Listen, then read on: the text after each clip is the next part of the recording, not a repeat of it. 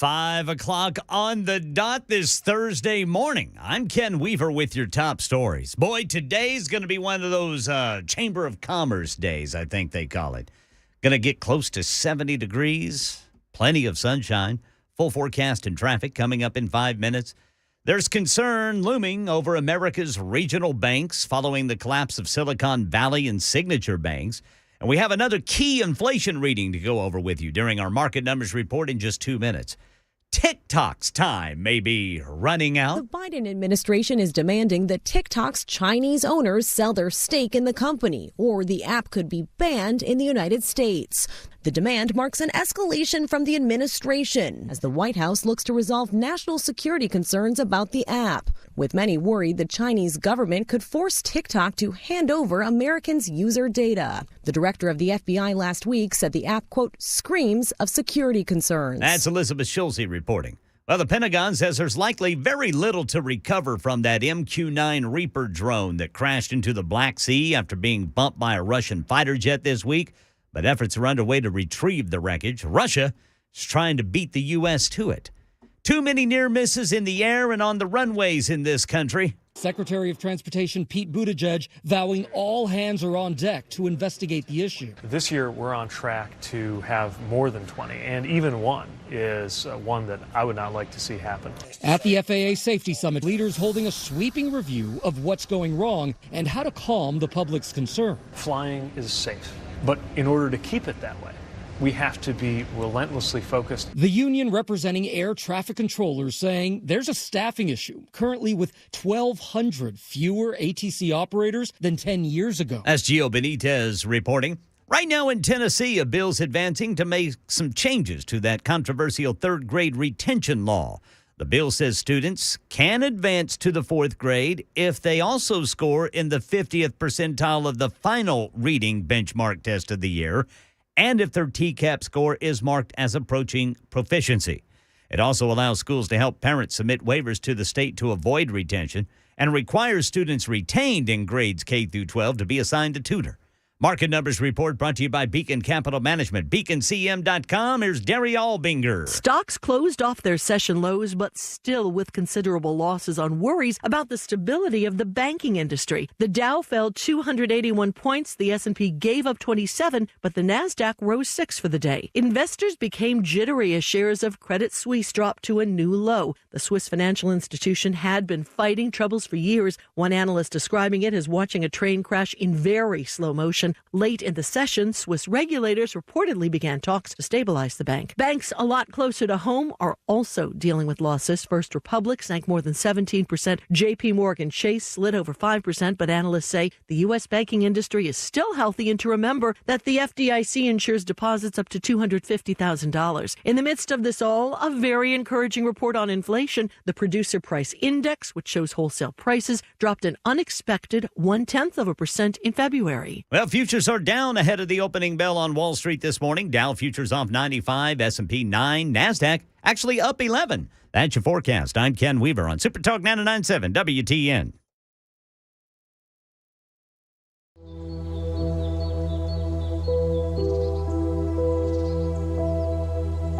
Hi, I'm Paul Winkler. One of the things you hear me talk about frequently on my radio show that has been going for over 20 years in the Nashville market is that annuity sales are not necessarily a great thing for the end investor. Now, if you go to an investment firm, a lot of times you'll get that. The first thing that they recommend, an annuity. Banks and investment firms recommend these for one really good reason. And many times that reason isn't the best thing for you. It's commissions. It's a huge moneymaker for the investing industry. This is why I think it's so important that when you work with an investment advisor, that they not be paid on commission. It creates a huge conflict because it creates an incentive to sell you things that may not be in your best interest. If you want to learn more about our approach to investing and financial planning, go to paulwinkler.com and set up a free 15-minute phone call. We don't do anything on commissions. Or you can call 615-851-1950.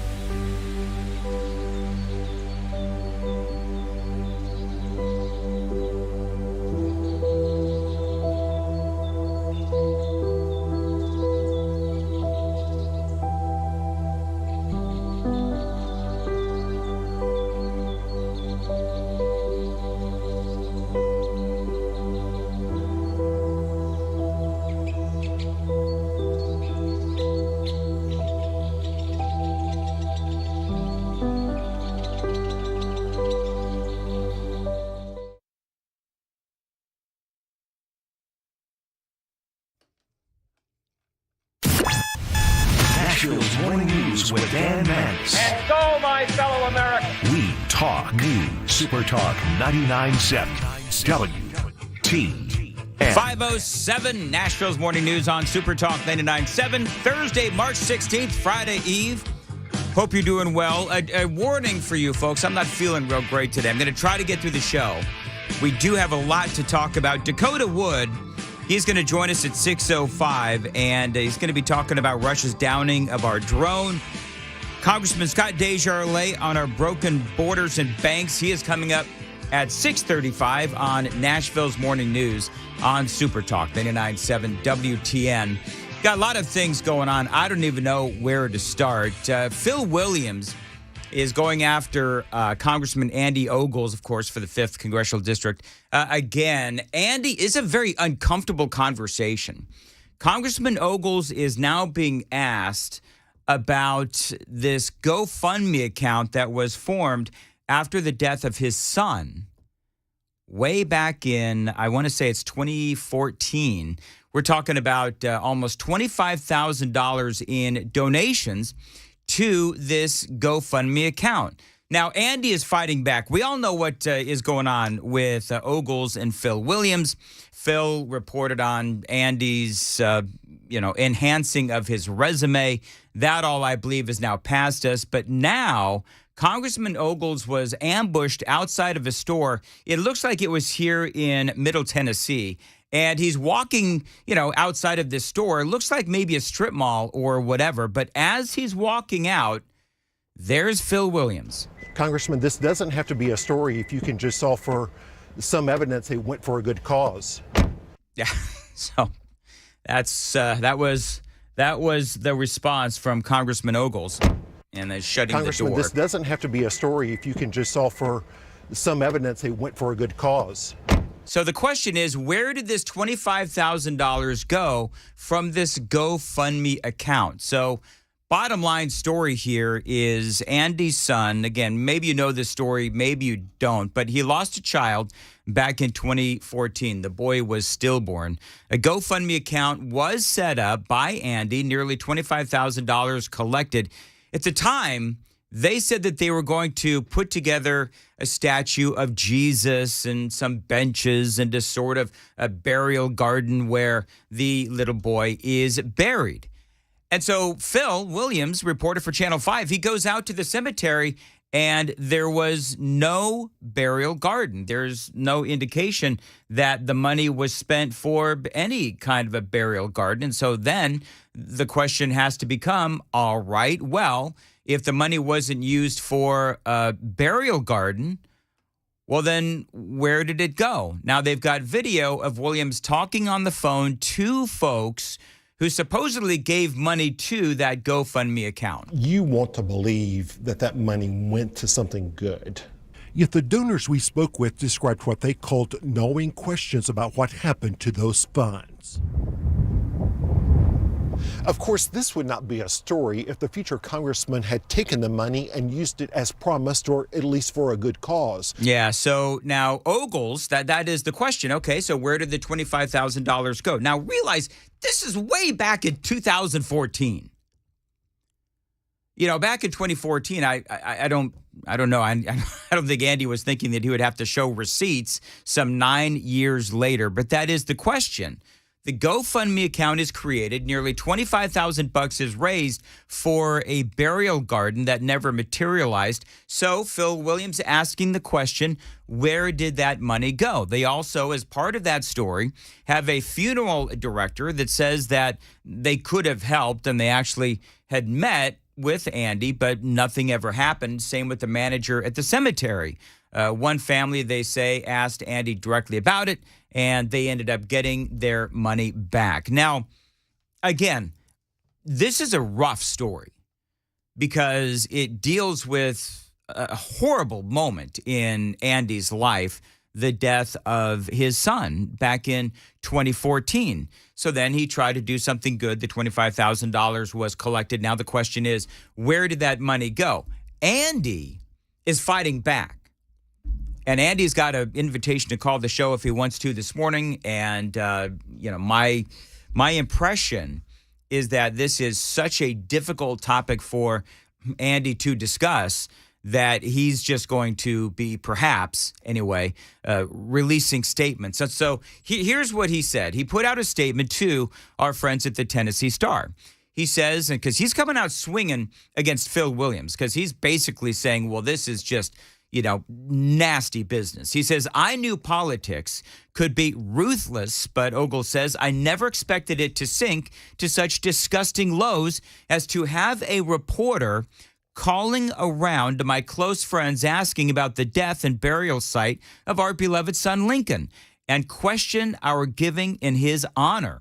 He also says, by the way, Andy has a perfectly good explanation.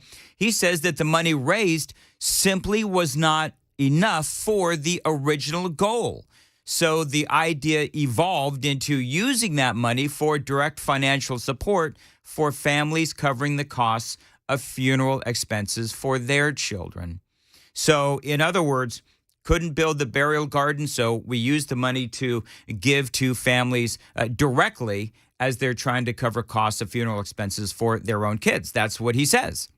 One of Congressman Ogles' donors to that GoFundMe account does say that money did go to grieving families. The guy's name is Andy Miller, and the Star quotes him as saying that, yes, that money did go to those grieving families. Ogles adding, by the way, to his comments, here's more of what he says. The smear campaign and the muckraking against me is one thing, but questions about my son have crossed a line. Ogles says, I won't tolerate it.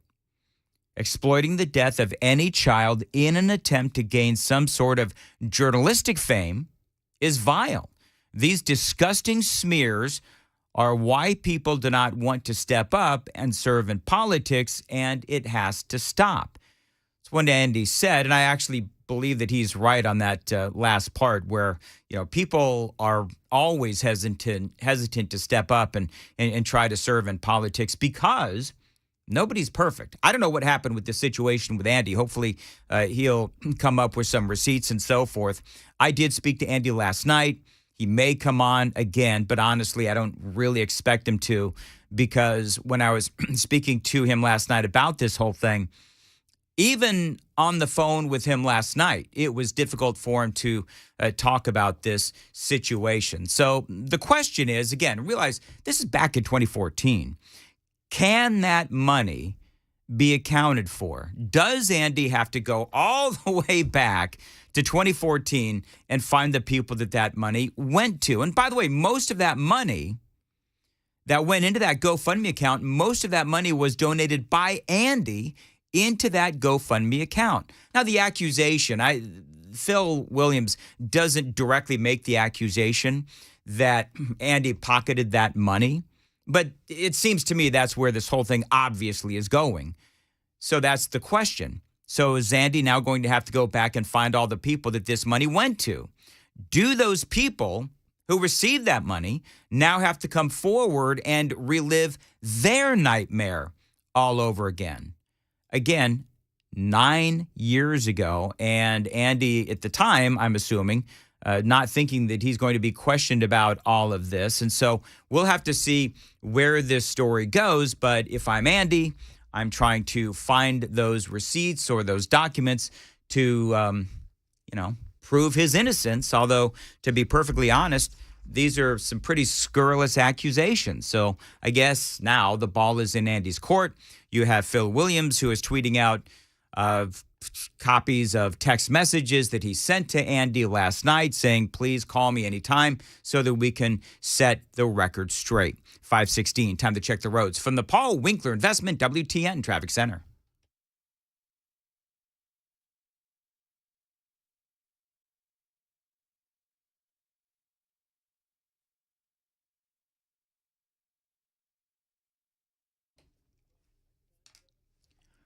Thank you very much. Today, partly cloudy, a high of 68 right now.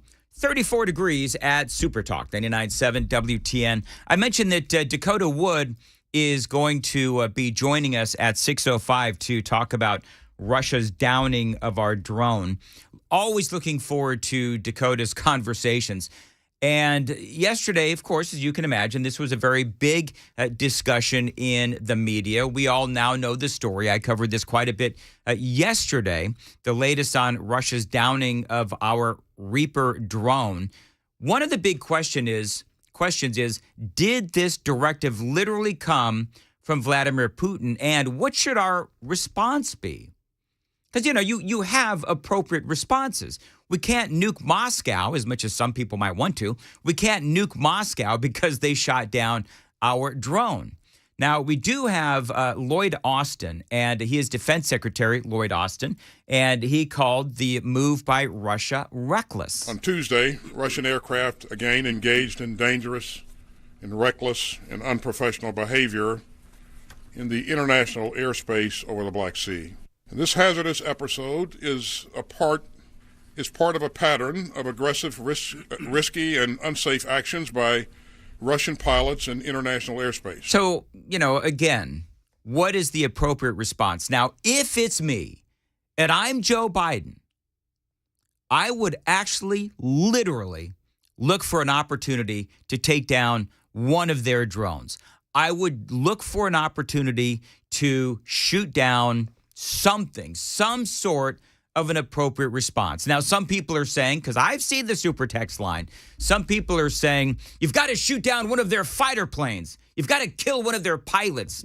No, you don't kill their pilots over the downing of a drone. But there has to be, I would say, there has to be more of a response than this. I just got off the phone with my Russian counterpart, Minister Shoigu. And as I've said repeatedly, it's important that great powers be models of transparency and communication. And the United States will continue to fly and to operate wherever international law allows. I know that I've said this before, but it would really be nice if people in the Biden administration actually got a little pissed off every once in a while. You know what I mean? Dude sounds like an automatron. Can you show some emotion? Can you show some, as I once coined the phrase, pissed offedness? I would like to see that. So this whole thing is slowly escalating. CNN puts it this way. The downing of the drone marked the first time Russian and U.S. military aircraft have come into direct physical contact since Moscow launched its invasion of Ukraine a year ago. It is abundantly clear. That this is something that did come from Vladimir Putin. Russia, by the way, does deny all of this. They say that the drone was flying with its transponders off, violating the boundaries of the temporary airspace. They also say Russian aircraft did not come in contact with it. Now, part of the news cycle today is that the U.S. has released video of this whole thing. And so it does show that, big shock, Russia is lying. Now, General Mark Milley, who is the Joint Chiefs Chairman, says they aren't necessarily worried about Russia going after the debris, which is also what Russia has now said. It probably broke up. There's probably not a lot to recover, frankly. As far as the loss of anything of sensitive intelligence, etc., as normal, we would take and we did take mitigating measures. So we are quite confident that whatever was of value is no longer of value. So that is the very latest. And again, one of the questions that Mark Milley was asked, again, Joint Chiefs Chairman, is this an act of war? I've got his statement. I've got his answer for you coming up right before the news. It is 5:20 on Nashville's Morning News on Super Talk 99.7 WTN. By the way, the Super Text line is open, 615-737-9986. Super Talk TV, I assume, is up and running. You can see that on Facebook Live, Twitter, Twitch, YouTube, and, of course, our website as well, 997WTN.com.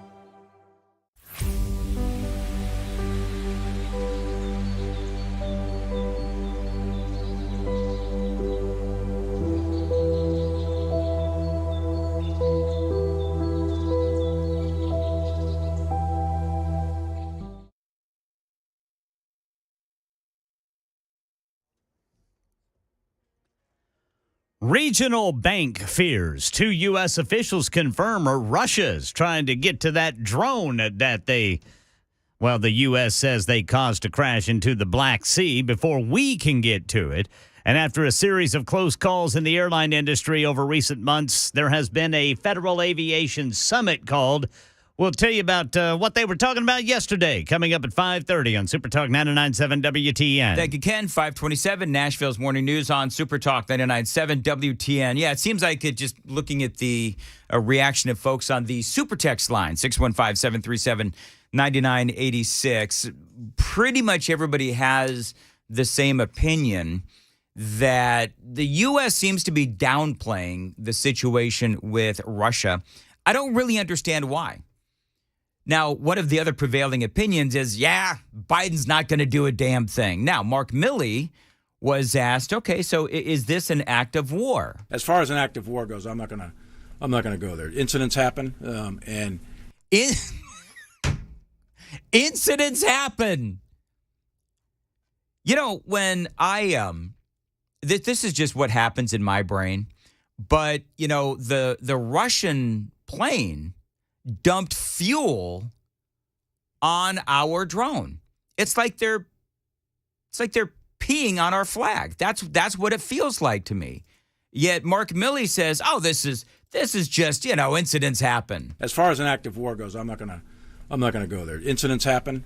I would like an incident to happen to Russian drones. That's what I would like to see. I would like to see Mark Milley or the automatron Lloyd Austin. I would like to see those two just get a little pissed off, would you? As far as an act of war goes, I'm not going to go there. Incidents happen, and clearly we do not seek armed conflict with Russia.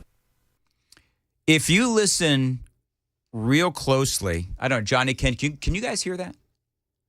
What? That is Vladimir Putin laughing his ass off in Russia. That is exact. It is like our president is just, he does not have the ability to react to situations like this. That is what's going on. And for me, when I was watching these press conferences, and I'm listening to Lloyd Austin and I'm listening to Mark Milley, I'm shaking my head and I'm thinking, okay, so first China with their balloon, our reaction was to shoot down a hobby balloon, and now this. We'll have to see what happens moving forward. The conversation continues with Dakota Wood coming up at 6:05 on Nashville's Morning News. Also, by the way, coming up, we do have some great audio from Congressman Mark Green and his committee yesterday down on the southern border. So it's a very busy morning ahead. Busy Bee Plumbing, Heating, and Cooling. Let me tell you something. It's cold this morning, going to be hot later on this month and in the months to come. So you need to make sure that regardless as to the temperature, that your HVAC is working, and that is maintenance. The key to making sure that you're comfortable is maintenance. My friends at Busy Bee Plumbing, Heating, and Cooling, they can help you big time. You need to do what I did years ago and become a member of the Beehive Club. That means that if my HVAC breaks down, I get front-of-the-line service. I get 10% off of all repairs, no overtime or holiday charges, 3 annual tune-ups a year, including plumbing and so much more. So many benefits. They're adding more all the time, by the way, so you can check out the very latest at busybeehvac.com. Always tell them Dan Mandis told you to reach out. Their phone number is 615-775-7833, 615-775-7833.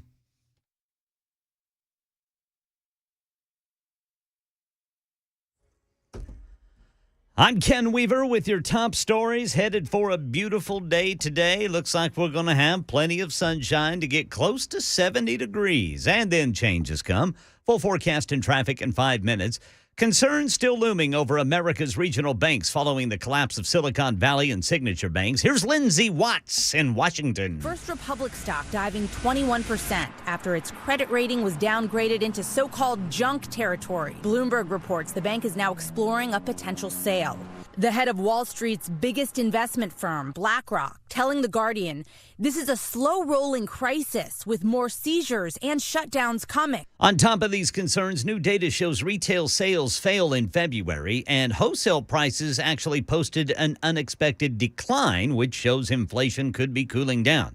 2 U.S. officials confirm Russian ships are at the scene of where that MQ-9 Reaper drone went down in the Black Sea, but Joint Chiefs Chairman General Mark Milley tells us it probably broke up. There's probably not a lot to recover, frankly. As far as the loss of anything of sensitive intelligence, etc., as normal, we would take, and we did, take mitigating measures. So we are quite confident that whatever was of value is no longer of value. Well, after a series of close calls in the airline industry over recent months, government officials, airline representatives, safety advocates are hoping yesterday's FAA Safety Summit leads to solutions. These recent incidents must serve as a wake-up call for every single one of us. As Jennifer Homendy, the chair of the NTSB, the summit hosted by the FAA featured calls for airlines to be thorough and to take the recommendations offered to them from the National Transportation Safety Board. Right now in Tennessee, News 2 says a bill is advancing that changes the state's abortion ban. It passed easily in the House Health Committee yesterday. It would allow doctors to perform an abortion to save the life of the mother. That's the latest news. Traffic and weather next. I'm Ken Weaver, WTN News.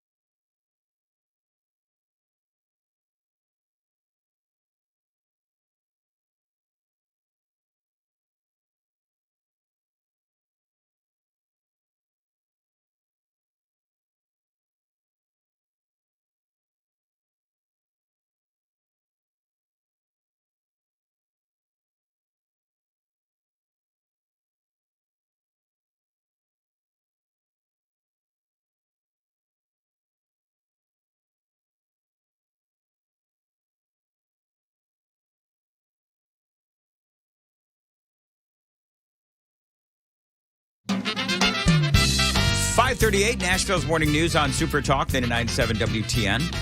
Time for the Gang of Three Amigos. I'm going to go last today. I'm going to make Ken Weaver amigo number one today. You're already first. So I guess I'm second. Then Johnny's third. How you doing, boys? Yes. Good morning. You guys, how's your morning going so far? My morning is going like this. At any moment, I could go into a sneezing and coughing fit because my allergies are kicking my ass. I talked to Ken yesterday when he was in, I guess you're in the midst of this allergy attack, and I'm right there with you, man. That's happened to me. I can't tell you how many times. Yeah, my left eye is still ruby red. Yeah, absolutely. Ken, one of the first things Ken said to me is, look deep into my eyes. I was a little awkward. I didn't really know where you were going, Ken. I'm usually not a morning kind of guy, if you know what I mean, but whatever. I'm just kidding. Anyway, your eye is all red. Yeah, it's all red. As a matter of fact. And, I'm telling you, man, I was telling Brother Johnny B, too. I said, I mean, it's just like any moment now. I just feel like I'm about to explode. I'm not going to get into my ailments today, but I feel like I'm circling the drain. Johnny, you know what we sound like, Ken? Bunch of old men. We sound like a bunch of old men talking about our ailments. Where's my back pills? Yeah. Oh, my hip. My heart. Oh, God. Johnny, how you doing? About the same. Come on, man. We gotta pull out of this. All right. Hey, did you guys know that the G word is offensive? Do you guys know even what the G word is? Girl? No. Johnny? Golly. No. Oh. Gosh darn it. I think I could do this at 5:40 in the morning. I don't believe that the FCC, frankly, or anyone else, is listening right now after we got done talking about our ailments. Yeah. But gypped. Did you know the word gypped is offensive? I did not know that. You know what? Here's the thing is I actually had no idea either, but apparently it is, and Whoopi Goldberg found out the hard way. This is what she said yesterday. Again? Yeah, this is what she found out. Yesterday on The View, this is what she said. The people who still believe that he got, gypped somehow in the election will still believe that he cared enough about his wife to pay that was gas. So 2 things happened. Number 1, she used a term that apparently is offensive to gypsies. And she also ended up, you heard that little thing where she sort of upchucked a little bit or something. She had gas. Yeah. Now, apparently, this is, there's nothing else going on in the world. There is a rabid fight going on right now on social media over whether Whoopi Goldberg farted or burped when she said that was gas. In the election will still believe that he cared enough about his wife to pay that was gas. So I don't know. You guys want to chime in on the debate that is riveting America online? Was this a fart or was this a belch? What do you guys think? Ken, what do you say? Sounds like a belch to me. Sounds like a belch to you? Yeah. All right, Johnny, belch? Yes. All right. Here's what I'm going to take, because that happens to me. That happens to me. And it used to happen a lot more. I'm taking some stuff for it. But it's some sort of a thing that it's like indigestion kind of a thing. And it just, it happens. And it annoyed the living crap out of me. But anyway, so I'm not going to go on and on about that. I don't care what it is. I would rather not even think about Whoopi Goldberg or what's going on inside Whoopi Goldberg's body. We are just starting out talking about our ailments, and now we got Whoopi Goldberg farting on air. Yeah. So, maybe you should send her a note that there's medicine for that. Maybe I should. Yeah. Yeah, there you go. It's called Gas X. You know what? If the super texters, if we want to do a very quick super text poll, what is this inside of Whoopi Goldberg? Is that a belch or a fart? Let's go to the phones. Just so we're all clear, we will not be sending this broadcast to the American Association of Broadcasters. I was getting ready to say. This is not what I would call an award-winning broadcast. Anyway, so Whoopi uses the G word. And people, I guess, lost their ever-loving minds. Now, I'm just going to be honest with you. When I haven't used the term lately just because it hasn't really been a reason to. Right. I had no idea the word gypped was offensive to gypsies. I didn't even know gypsies were still around. Yeah, I mean, are they still out there? Gypsies. I don't know. I mean, are they the ones living in these... I'm afraid I'm going to offend somebody. The homeless encampments off of Old Hickory and Hermitage? Are those your gypsies? I mean, banging tambourines, dancing around a fire. Having the thing on their head, the whole thing. Playing bongos. So this is, of course, she apparently realized very quickly that she shanked it. And so, and so now she's had to apologize. You use, when you're a certain age, that she's using she's old and doesn't know any better. She's using the age card. When you're a certain age. Yeah. That's what Uncle Leo did in that Seinfeld episode where he was shoplifting. I'm confused. Here's what she said. When you're a certain age, you use words that you know from when you were a kid or you remember saying, and that's what I did today, and I shouldn't have. I should have thought about it a little longer before I said it, but I didn't. And I should have said cheated, and I used another word, and I'm really, really sorry. So there you go. She's apologizing to all the gypsies that were offended. Oh, you gypsies out there. So sorry we offended you. I'm Joe Biden. I'll fight for you. I love gypsies. In fact, I started the gypsies. A lot of people don't know that. 1761 says that was a Biden speech inside Whoopi. Dave says gypsies are a thing in Augusta, Georgia. Really? Yeah. Now 9423 says, what the hell was that? Man, they are blasting. What, was that a blast? Yeah. Sounded like They do it every morning at this time. I thought that was Whoopi passing gas again. We heard it all the way. It rattled the building. For you folks that don't know, we all just felt a big vibration. Yeah, whoopee fart. It's a whoopee fart. Boy, that was a Goldberg. Oh! You guys hear that Goldberg? Oh, my gosh. That one shook the building. Yes, indeed. Let's see here. 7348 says fart. That's why she's called Whoopi.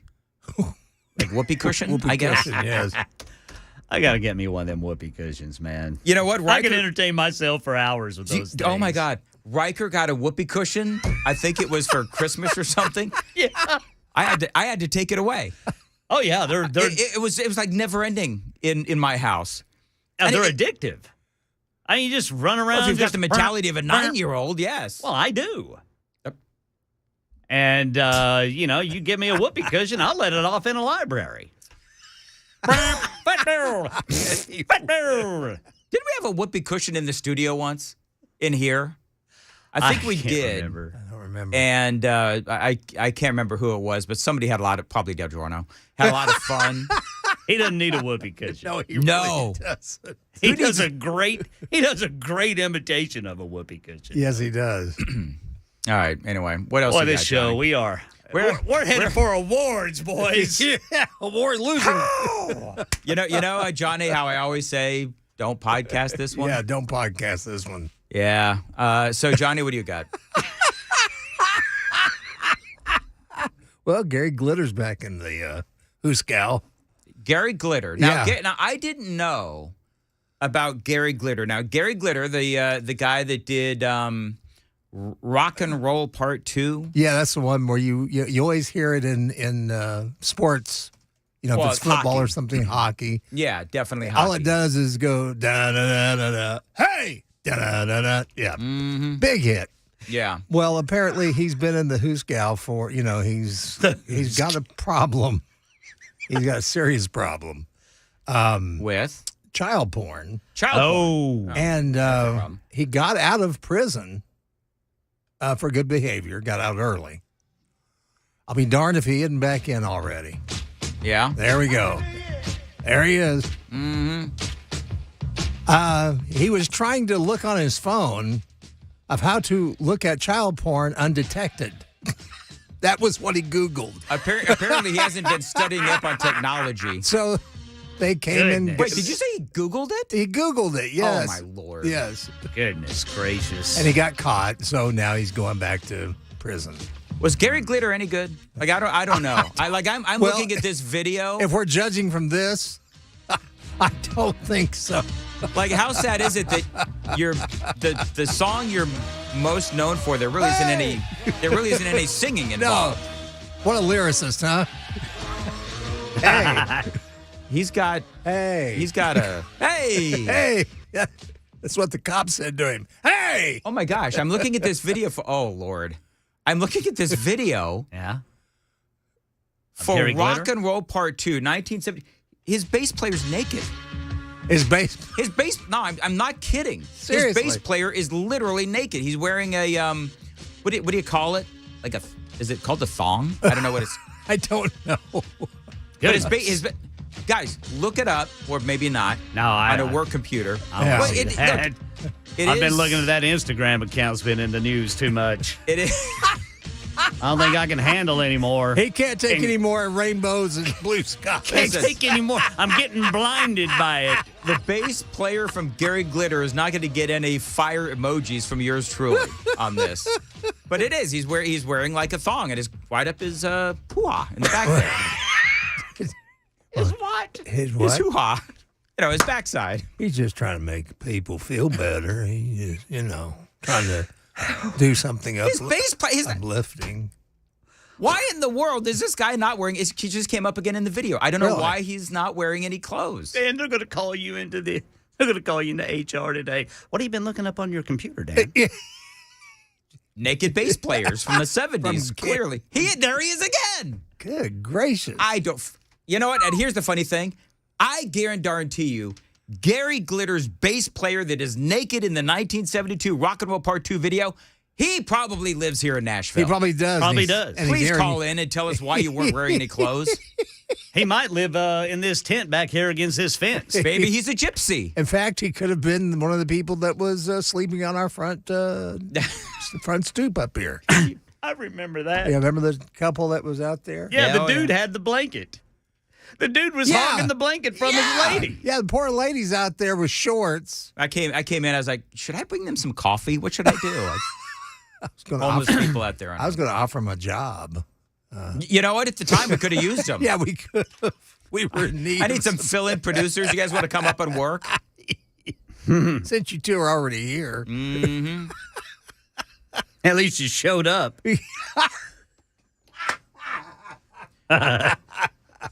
Don't have to worry about them getting caught in traffic. Nope. They're right here. I think the show's going really well so far. I think it is, Dan. I think we need to submit this to whatever. Tennessee Association of Broadcasters. Absolutely. Yes, I think so. And Dan, here's another interesting story for you, Dan. Yes. This is a really good one. This guy is an anonymous Reddit poster. Okay. He claimed that his wife ended up needing a kidney. So he decided to see if he was a match. Well, it turns out he's a really great match. In fact, a little too much, according to the doctor. This guy found out that he has been adopted. He didn't know this his whole life. He did not know he was adopted. Okay. Turns out the wife, it's his sister. He married his sister? Married his sister. And it was all of trying to donate a kidney to his wife that he found all this out. Where they live at? Over in England, I dare say. England? I dare say, yes. Well, jolly hell, you're me sister. Well, I'll be. Let's go celebrate. I didn't know they had an Oklahoma City, England. I didn't know they had an Alabama. Well, Gufka, Alabama. So what do you do if you've accidentally married your sister? Well, I think it's a little, because they also have children, too. They have 2 children. Okay. So how are they? Do they? It doesn't say. Okay. It just says he was going to donate a kidney to his loved one. And I dare say there's a match, quite a bit of a match here. Wow. You guys are actually brother and sister. That's an interesting story. Is that not? So what do? Do you divorce? Do you say, well, we've taken it this far, got a couple of kids, right. you know? No turning back now. Just, I don't know why Joe Dirt comes to mind. Oh, yes. By the way, 5337. Always love waking up this early in the morning to hear this riveting talk on Super Talk. Yeah, well, we're just blazing a trail. Boy, aren't we? We're blazing a trail you don't want to follow. It sounds like we've been blazing something.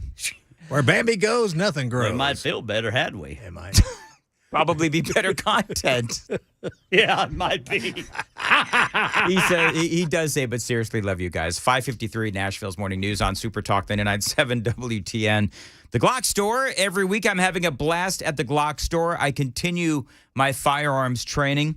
Every week I am getting more consistent and more comfortable. I'm here to tell you, at the Glock Store, they've got world-class trainers. I've worked with John, Mitch, Dan, Bo, and Carlos. All of these guys have been absolutely fantastic. I am learning more by the day, and it does show in my performance. And so listen, whether you are an expert or beginner like I was, the Glock Store can help you shoot better and shoot more confidently in their Shoot 270 indoor ranges. Now, these ranges, they are unmatched in Middle Tennessee. And again, so are their trained instructors. You can find them online at glockstore.com. This place, as I like to say, is a two-way paradise, walls full of guns and accessories and parts. It is the biggest gun store I've ever seen. They have everything you need. And yes, those parts and accessories can be installed while you wait. You can find them online. Always tell them Dan Mandis told you to reach out.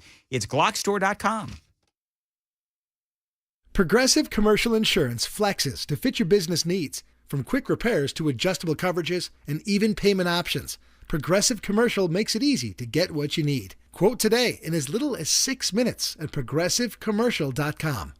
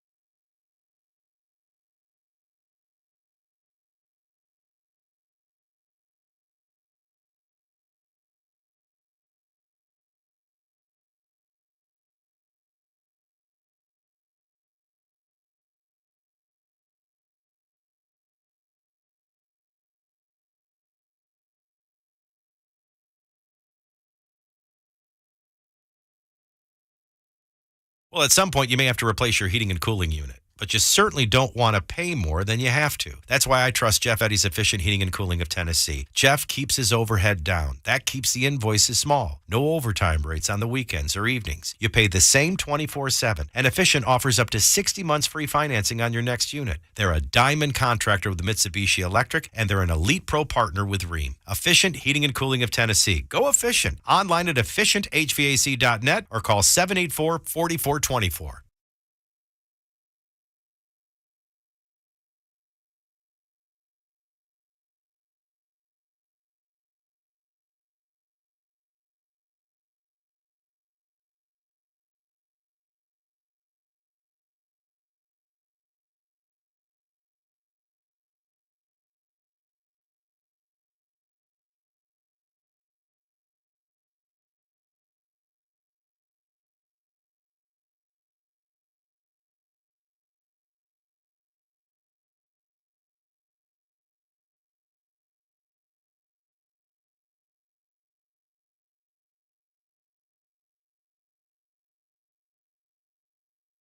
Are you worried about long-term care? Tune into Bulletproof Estate Planning, where we discuss wills, trust, and the hottest topic, how to not go broke in the nursing home. Join me, Estate Plan Stan, every Sunday at 8 p.m. right here on WTN Super Talk 99.7.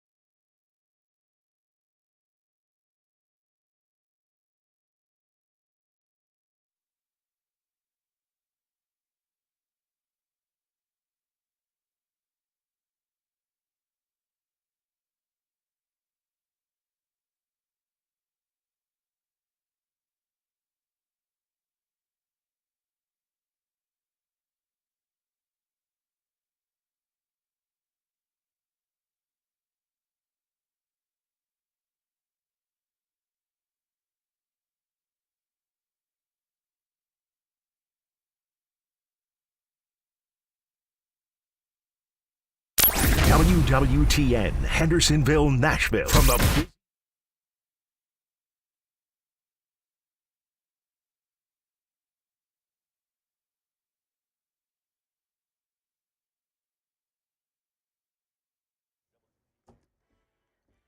6 o'clock on the dot this Thursday morning. I'm Ken Weaver with your top stories. Going to be a nice day. Plenty of sunshine. Going to warm us up close to 70 degrees before changes come. Full forecast and traffic in 5 minutes. Concerns still looming over America's regional banks. And we have another key inflation reading to go over with you during our market numbers report in 3 minutes. Another train derailment in the United States. Eyewitness Chris Higa says he drove from his home in Bullhead City, Arizona after hearing about it over the police scanner. It just looked like the train was kind of just sitting in place. You could hear the engines of the train still running, sitting in place as if they were ready to take off. BNSF Railway says 8 cars went off the tracks in the middle of the desert near Topic. There are no injuries. That train hauling corn syrup. Social media wars. TikTok's time might be running out. The Biden administration is demanding that TikTok's Chinese owners sell their stake in the company, or the app could be banned in the United States. The demand marks an escalation from the administration as the White House looks to resolve national security concerns about the app, with many worried the Chinese government could force TikTok to hand over Americans' user data. The director of the FBI last week said the app, quote, screams of security concerns. That's Elizabeth Schulze reporting. The Pentagon says there's likely very little to recover from that MQ-9 Reaper drone that crashed into the Black Sea after being bumped by a Russian fighter jet this week, but Russia sure is racing to retrieve it anyway. And right now in Tennessee, a bill's advancing to make some changes to the controversial third-grade retention law. This bill says students can also advance to the fourth grade if they score in the 50th percentile of the final reading benchmark test of the year, and if their TCAP reading score is marked as approaching proficiency. Market Numbers report. Market Numbers brought to you by Beacon Capital Management. Online at beaconcm.com. Here's Jim Ryan. Worries about the banking industry whipped the markets back and forth in Wednesday trading. After an early surge, the Dow Jones fell 280 points to close at 31,874. The S&P gave up 0.7%. The Nasdaq rallied and finished basically flat. On the banking front, shares in Credit Suisse soared over 30% at Thursday market open after the bank announced a plan to borrow up to 50 million Swiss francs, around $54 billion, from the Swiss National Bank. Richard Branson's startup Rocket Company is searching for a funding lifeline of its own. Virgin Orbit has paused its operations at least for the next week. It's also furloughed nearly all of its employees without pay. Here's another sign that inflation may be slowing down a bit. The Labor Department's Producer Price Index shows prices at the wholesale level were up 4.6% in February compared to last year. That's down more than a point compared to January's numbers, though. Now, futures pointing to a mixed open on Wall Street this morning. Dow futures off 99, S&P off 9, NASDAQ futures up 15. That's the latest news. Traffic and weather next. I'm Ken Weaver, WTN News.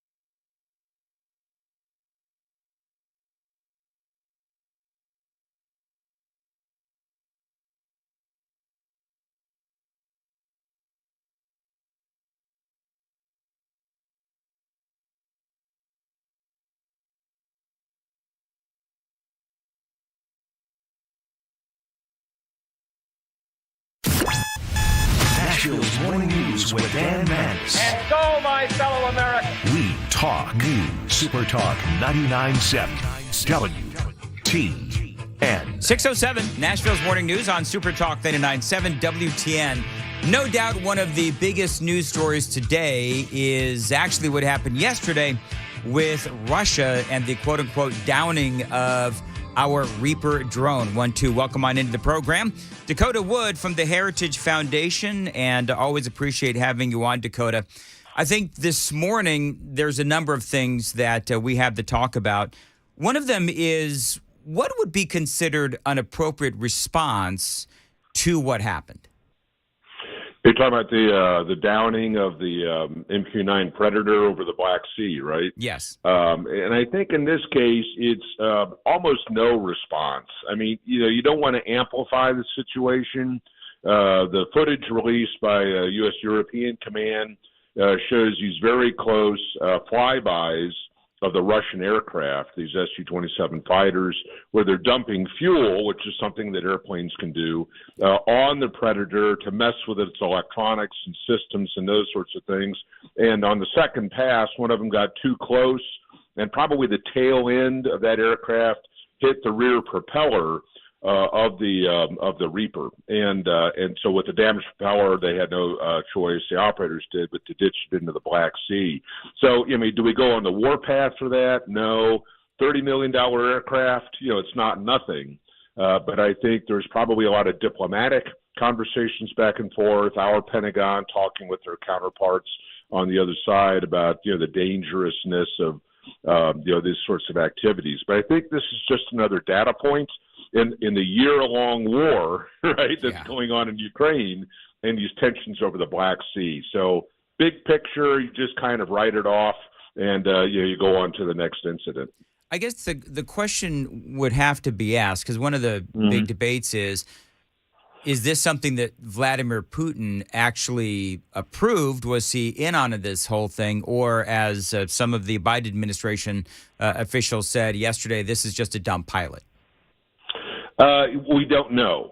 So unless somebody's picked up on communications between Putin, sitting in his bunker someplace, and, the pilots in the air, the command structure, we just don't know. It could be hot rodding, by these pilots. It could be that their local command, hey, let's intercept this Reaper. It's conducting surveillance, missions in international airspace. But these sorts of intercepts where Canadian or U.S. aircraft will intercept a Russian bomber or something like that off the coast of Alaska, those happen. Chinese planes will intercept Japanese and U.S. as they get closer to China.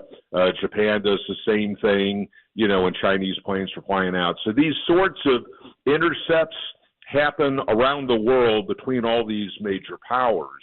And it could be that the local command or the squadron for these Russian planes had them do this as a normal course of events. Dumping the fuel, there was probably some discussion about that, but I don't know that, Vladimir Putin himself, a lot of things on his desk, was probably involved in that. But that's my speculation. One of the things is you look at this story, you have a lot of people out there saying, well, this wouldn't have happened under Donald Trump. This is a sign of Joe Biden's weakness. We're supposed to be portraying strength after we saw what we saw with the Chinese spy balloon, floating all the way across America. Right. Now we have this, and it just, my own personal feeling is there should be some sort of a response, because this is something that if we don't respond, even if we just find one of their own drones and we can take out their drone, there does seem to be an opportunity or a reason for a proportional response. Yeah, and it goes to your earlier point. What's the next step on that? So you might think about kind of writing it off. You just wouldn't want to get into a tit for tat sort of thing with close, dangerous intercepts over the Black Sea or anywhere else. But as a data point in this larger story, it incentivizes us to continue to support Ukraine, to be more aggressive in not tolerating similar sorts of incidents. Like we had a Russian sub off the Atlantic seaboard, here in the past week or two. You've got these penetrations of airspace up around Alaska that I'd mentioned before, provocative actions by Russia against the three Baltic countries, Estonia, Latvia, Lithuania, Norway, Sweden, Finland. I mean, so there are all these areas where this minor incident over the Black Sea incentivizes us to be more competent and aggressive in the larger picture. So I do agree with you that there needs to be a response that can be asymmetric, in different ways. As to whether Trump versus Biden, would this have happened, we could take that argument to 2 years ago, when Russia started building up forces in Belarus and in the border areas alongside Ukraine. The Biden administration's timidity, half-stepping measures, hesitancy enabled that continued buildup and then prompted or incentivized Russia or Vladimir Putin to invade Ukraine to begin with, a year ago. So, this is a consequence of a series of policy decisions and weakness demonstrated by the Biden administration since it came into office. Afghanistan, right? The pullout from that and the deaths that occurred there in Kabul airport and just the mess that was that. What does that tell China and Russia and Iran? Are we competent and confident out there or not? Last week, where China brokered a restoration of diplomatic relations between Iran and Saudi Arabia. China did that. Where was the United States? So China is also going to be involved in talking with Bashar al-Assad, or actually Vladimir Putin is. They're in Syria, but China has been part of that network. China, Russia, and Iran are conducting naval operations in the Gulf of Oman, right? So you see this progression of all the bad guys banding together and individually taking advantage of the opportunities presented by the perception of a very weak Biden administration. And these things cascade, they accumulate over time to create a much larger problematic strategic picture for the United States when that needn't have happened at all, from the time that the administration came into office 2 years ago. So it's a big problem. These things accumulate and they grow worse over time, so long as the administration shows incompetence in dealing with the individual specifics of these various areas and actors. Well, and Xi Jinping, of course, leader of China, I mean, he is most certainly paying attention. I'm going to get into the possibility people are talking about, and I'm not typically one, Dakota, to go into, this kind of inflammatory language, but we do have people screaming about World War III and the rest of that. I'm going to ask you about that coming up next. Right now, they've got to check the traffic here in Nashville. 6:15, time to check the roads from the Paul Winkler Investment WTN Traffic Center.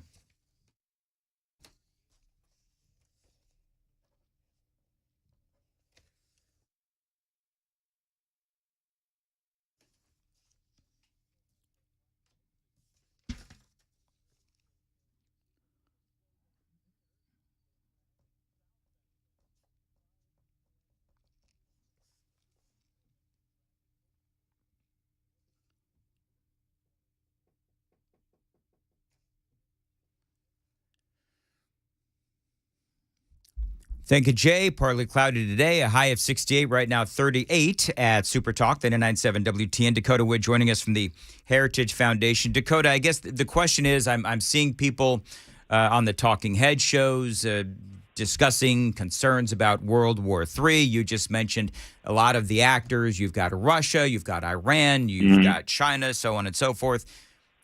I'm hearing people say that it's not now in the foreign policy circles. It's not if, but when China invades Taiwan. Where do you stand on that? And if that happens, what should that response be? Well, we are very poorly postured to deal with what I think is that actually occurring. Now, China can take two paths here. They could affect a cordon where they isolate Taiwan by ringing it with their own naval power and then saying to the rest of the world, Japan or the United States, hey, try to break this blockade. You would be firing the first shots, to force resupply or support to the island of Taiwan. Taiwan cannot break from the inside going out.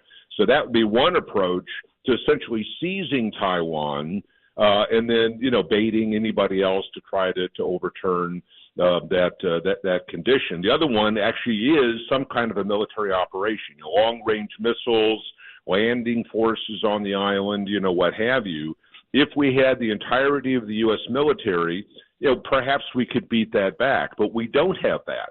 We've got issues in the Middle East and Africa and Europe and things back home on our southern border and all that stuff. And you have a very few number of bases that we could operate from because this thing is like 6,000 miles away, and so it would take a long time to build up. So Xi Jinping has every incentive to act before Japan rearms, and it's in the process of doing that, improving its posture. South Korea won't be much help because they're concerned about North Korea, and there's nobody else over there. Malaysia, Vietnam, Indonesia, the Philippines, Australia, they're all way far away and have very small militaries. This reunification or bringing Taiwan back under Beijing's control is probably the most important, highest priority for the Chinese Communist Party in Beijing. So they are intent on making this happen. If they can't do it peacefully and they won't convince the Taiwanese people to rejoin, then they'll do that through coercion.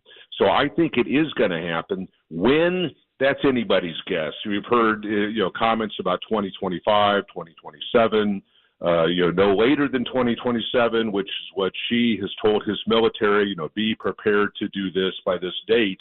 And they certainly want to accomplish it no later than sometime in the early 2030s, just based on the CCP's own documents and statements. So I think something will happen in the next few years. We are not well positioned to prevent that, and there's a lot at stake. The prestige of China, control of the chip maker in Taiwan that provides 90% of the high-end chips used in everything from cell phones to smart refrigerators, right? So it's a really big stakes thing, and again, as we've talked before, our military just really isn't up to that task. So you mentioned 2025, and does it matter who is in the White House at this point to China? Because we've got 4 years of weakness of Biden, and I'm just throwing possibilities out there. Let's say Donald Trump or Ron DeSantis ultimately beats whoever the Democrat is, and so now we have either Trump or DeSantis in office or whoever else it might be. Does it matter to China at this point? No, it doesn't, because whoever would come into office in 2025 has the military that we have today, right? So the tools at their disposal don't change on January 2020th, of 2025. I mean, you would have to rebuild sorts of things, and you could make a lot of demonstrations and pronouncements and sanctions and those sorts of things. But sanctions aren't going to prevent military forces from seizing the island, right? And the rest of the world is so dependent on China as a trading partner that, yes, there would probably be some economic and diplomatic repercussions for maybe a year or two, and everybody flows back into low-cost goods flowing out of China. So a very serious problem has been created over the last several years that have led to the status of military power today. And with 4 years of the Biden administration, whoever comes in 2025, that's their starting point, right? Yep. All right, Dakota Wood from the Heritage Foundation, thank you very much for joining us. Always appreciate and love your analysis, and thanks for joining us here on Nashville's Morning News. 621, the super text line is open, 615-737-9986. Also, you can see us on Super Talk TV. You can find that on Facebook Live, Twitter, Twitch, YouTube, and at our website, 997WTN.com. I want to tell you about my friends at Xfinity. A lot of folks say, I need my internet to handle all of our devices and keep those connections protected. Welcome to my life and welcome to Xfinity X-Fi. You can count on a reliable connection for all of your devices, even when everyone is online with Xfinity X-Fi. You can also protect your devices and help keep your loved ones safe and secure online by turning on Xfinity Advanced Security, included at no extra cost with Xfinity X-Fi. You can also stay connected with wall-to-wall coverage throughout your home and 24/7 customer service here for you whenever you need it with in-home Wi-Fi support. All of that with Xfinity XFi. And if you need to get away, you can use the Xfinity app to pause Wi-Fi, to disconnect for a while, set up family-safe browsing, and a whole lot more. So check them out today. Xfinity, you can go to Xfinity.com. By the way, always tell them that Dan Mandis told you to reach out. Xfinity.com. You can also call them 1-800-XFINITY, and you can stop into an Xfinity store today.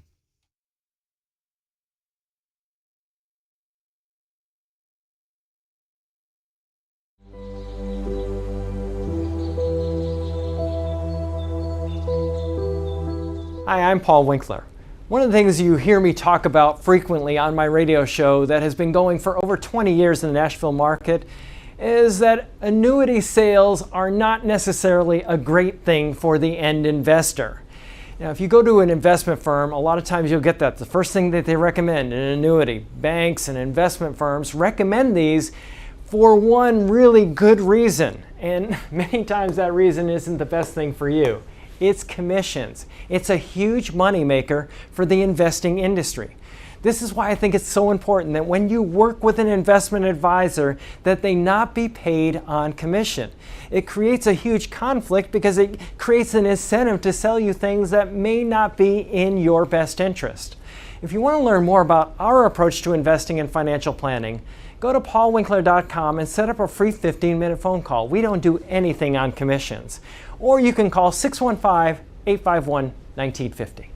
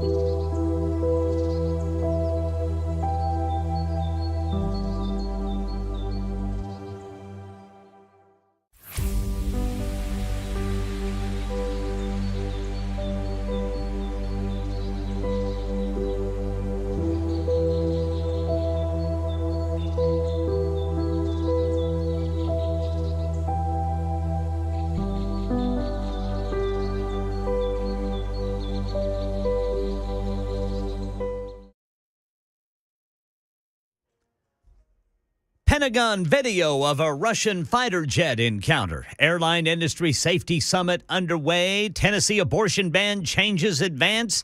And there are safe rooms in schools in Alabama that may go nationwide. We'll tell you about that coming up at 6:30 on Super Talk 99.7 WTN. Thank you, Ken. 6:27 on Nashville's. Hey, Johnny. Ken's not listening anymore, right? So somebody on the super text line says 1358. Ken looks like Papa Smurf today. Now, I don't know. Obviously, somebody looking at the super text line. I've got to Google Papa Smurf because I don't know if I've ever. He didn't have a long beard like me. Kinda. Well, did Papa? Was Papa Smurf short and fat? Well, he was blue, Yes, and he was. he was short, and he was a little wide girthed. Yes.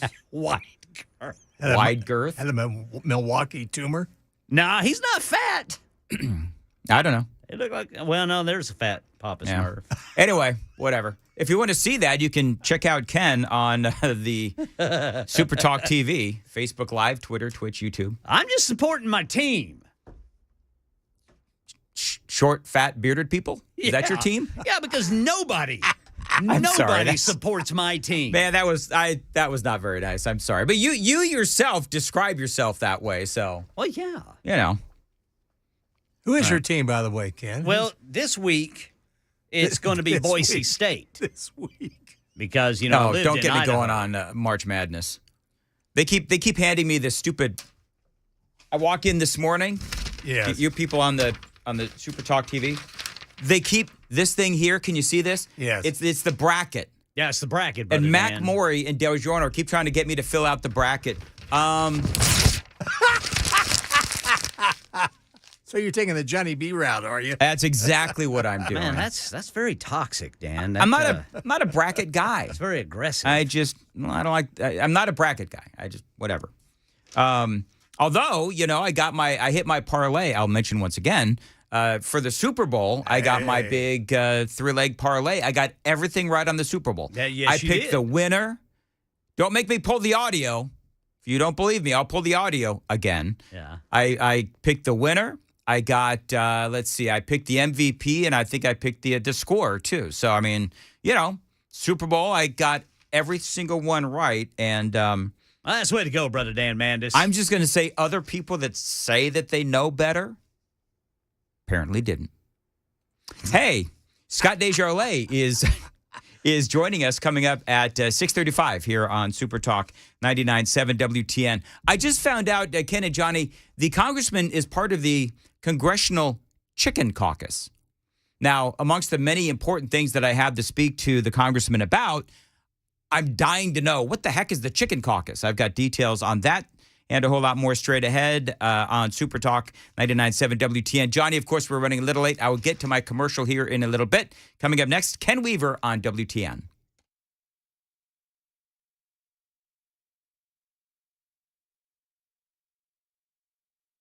I am Ken Weaver with your top stories. Going to be a beautiful day. Might reach 70 degrees in some places with plenty of sun. Full forecast and traffic in 5 minutes. The Pentagon has released a video. It shows a Russian fighter jet colliding with our U.S. MQ-9 Reaper surveillance drone before it crashed into the Black Sea this week. Joint Chiefs Chairman General Mark Milley was asked how the U.S. will respond. As far as an active war goes, I'm not going to go there. Incidents happen, and clearly we do not seek armed conflict with Russia. Well, reports say Russia is racing to retrieve whatever is left of that drone.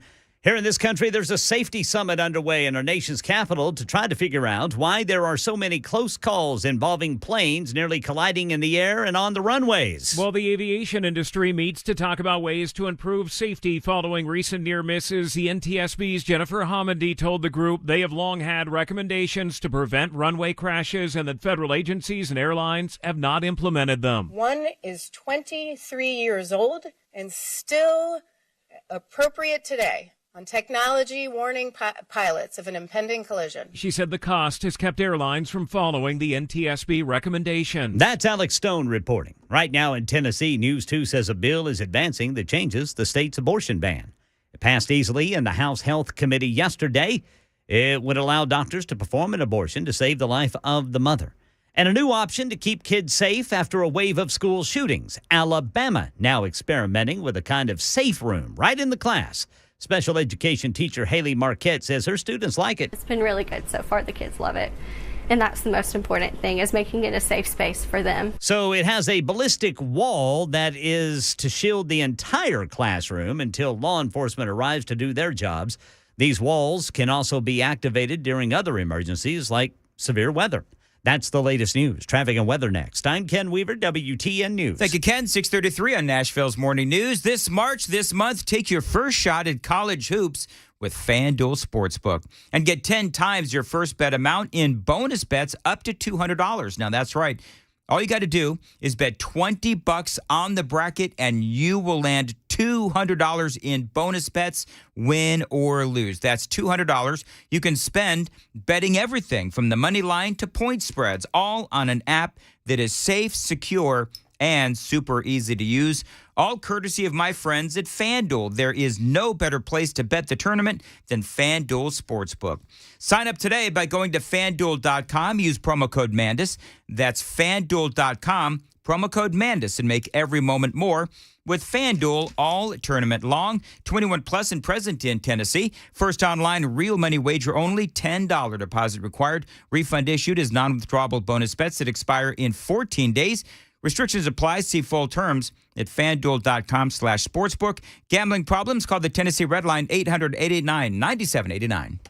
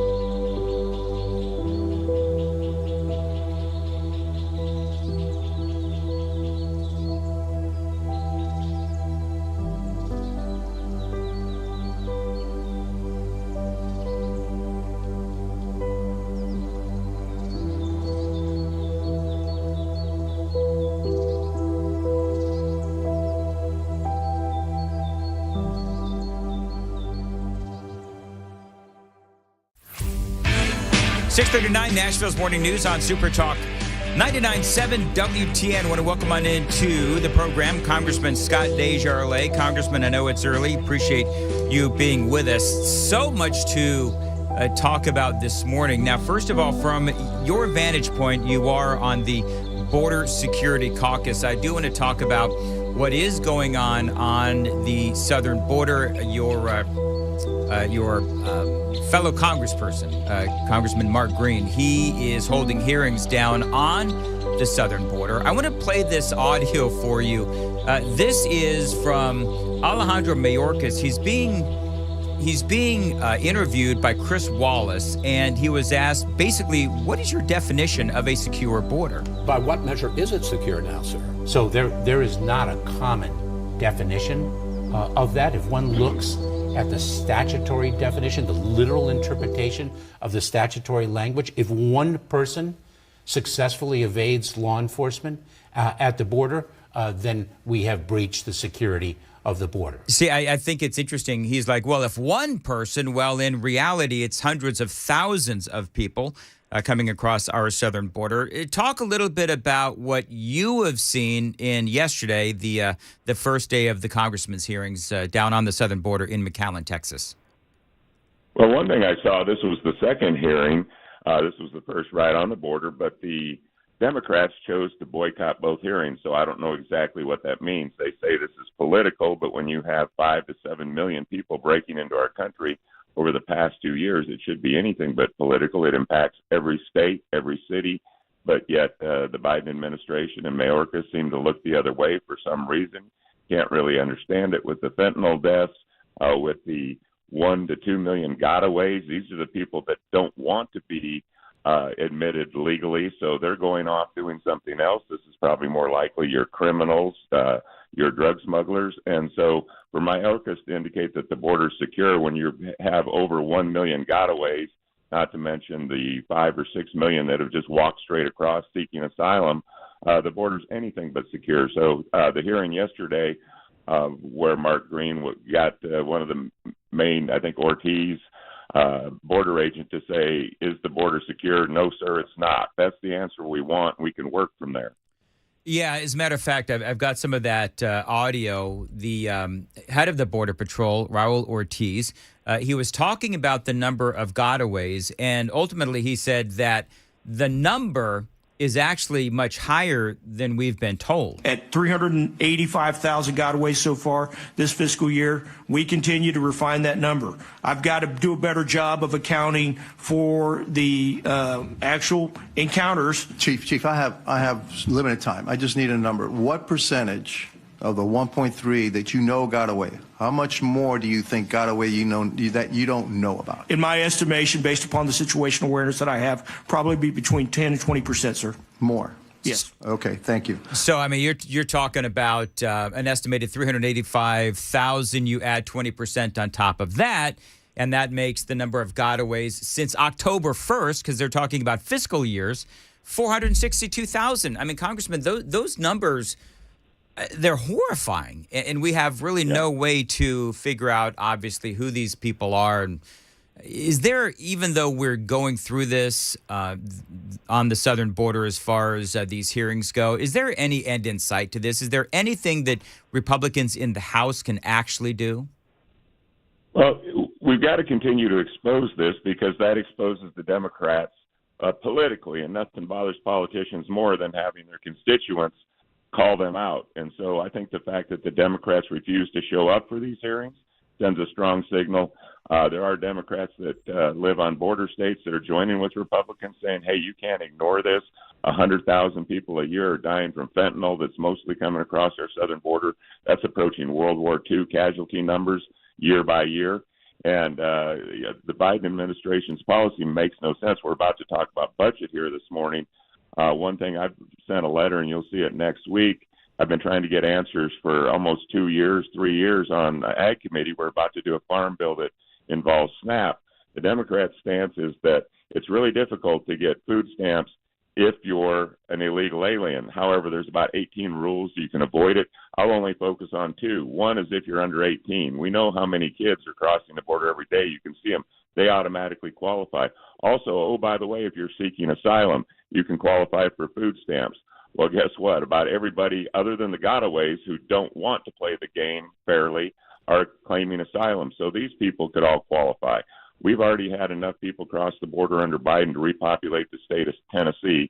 And if all these are going on our welfare system, that would be probably a good segue into the budget problems we're about to face. And we are going to talk about that straight ahead. Congressman Scott Desjardins joining us on Nashville's Morning News. 6:45, time to check the roads from the Paul Winkler Investment WTN Traffic Center.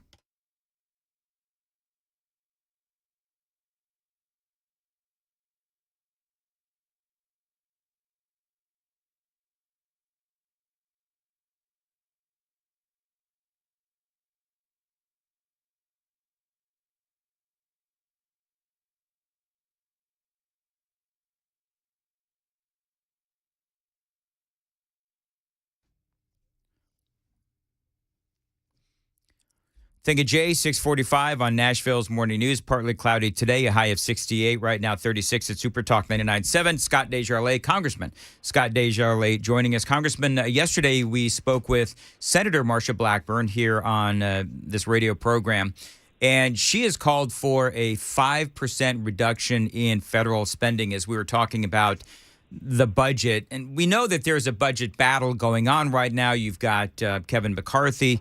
He is negotiating with President Biden and the Democrats. This really, it almost feels like a game of chicken. I mean, the Republicans don't seem like they, and I would agree with this, don't want to pass this budget. The Democrats don't want to make any cuts to this $7 trillion budget. And so now, of course, the hysteria begins as far as, oh, my gosh, the government's going to shut down and so forth. Where are you with this whole process? Well, unfortunately, I've been through too many of these, and they always seem to turn out the same. We had a cut, cap, and balance several years back that did have some temporary effects.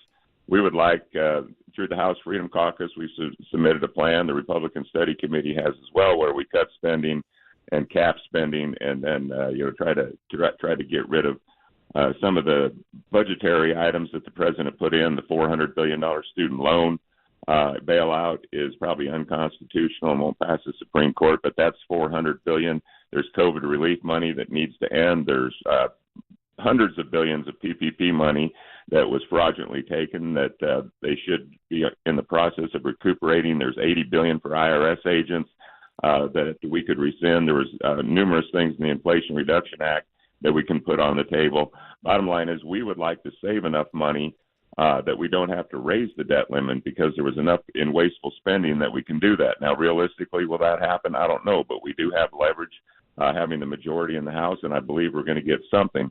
But this type of irresponsible spending is literally killing our country. And we see with the bank that just failed, this doesn't come directly from taxpayer money, but taxpayers will pay for it through increased fees in the banks. But we had a major bank in California fail.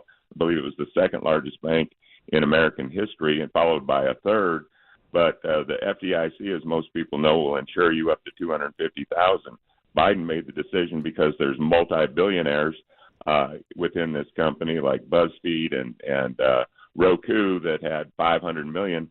The $250,000 limit went out the window and decided everybody who invested there, billionaires, millionaires, are going to get all their money back, which that sets a really interesting precedent.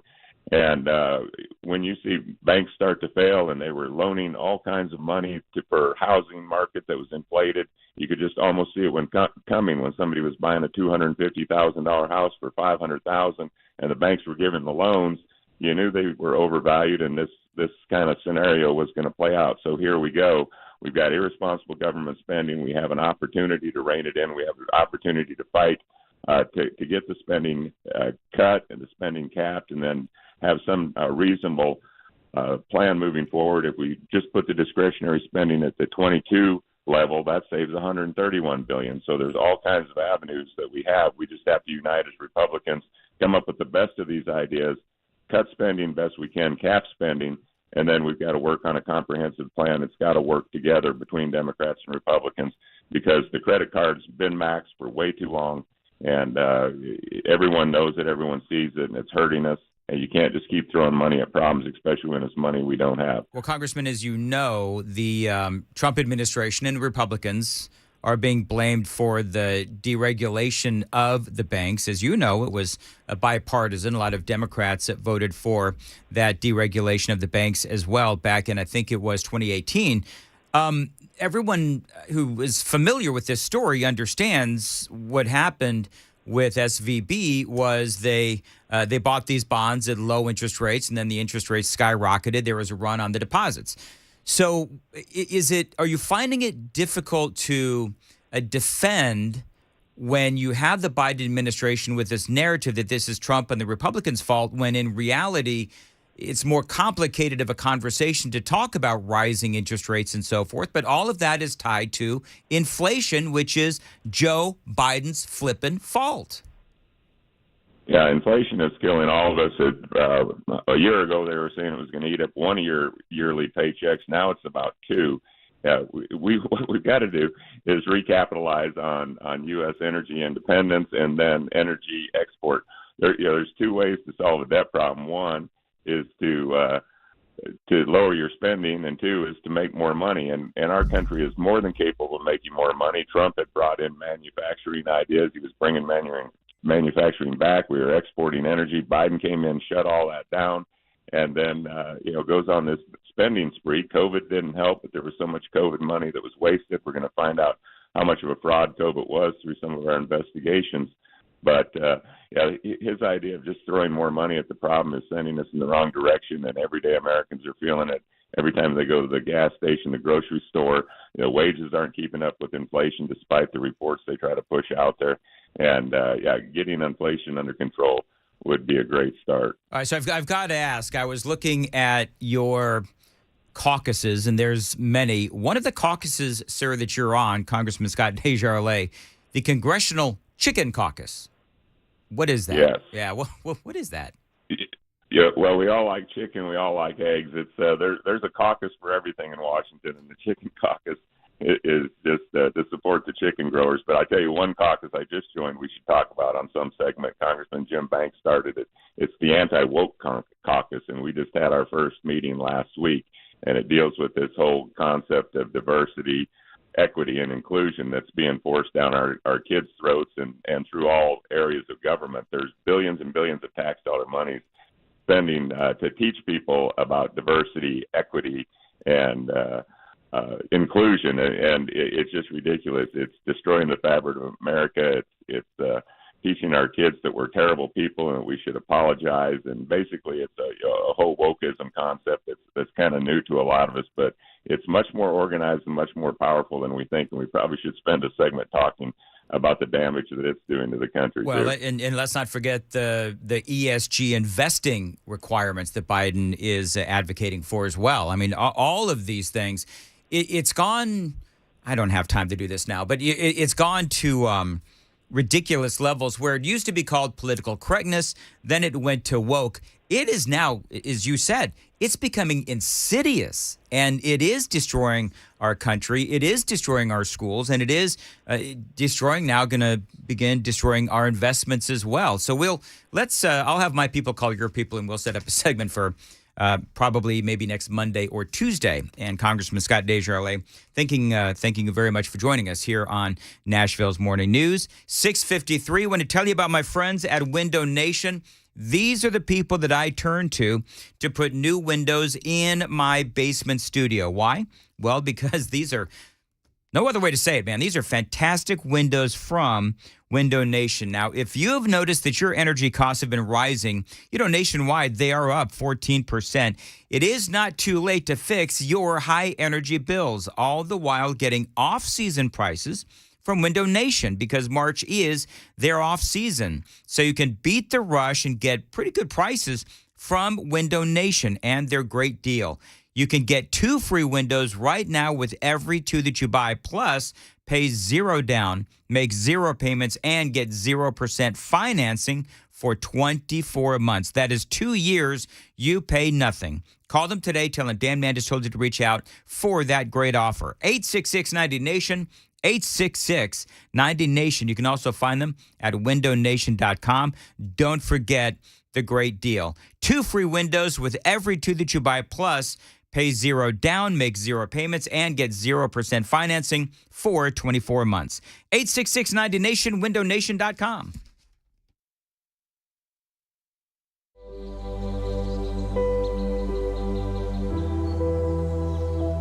Hi, I'm Paul Winkler. One of the things you hear me talk about frequently on my radio show that has been going for over 20 years in the Nashville market is that annuity sales are not necessarily a great thing for the end investor. Now, if you go to an investment firm, a lot of times you'll get that. The first thing that they recommend, an annuity. Banks and investment firms recommend these for one really good reason. And many times that reason isn't the best thing for you. It's commissions. It's a huge moneymaker for the investing industry. This is why I think it's so important that when you work with an investment advisor, that they not be paid on commission. It creates a huge conflict because it creates an incentive to sell you things that may not be in your best interest. If you want to learn more about our approach to investing and financial planning, go to paulwinkler.com and set up a free 15-minute phone call. We don't do anything on commissions. Or you can call 615-851-1950.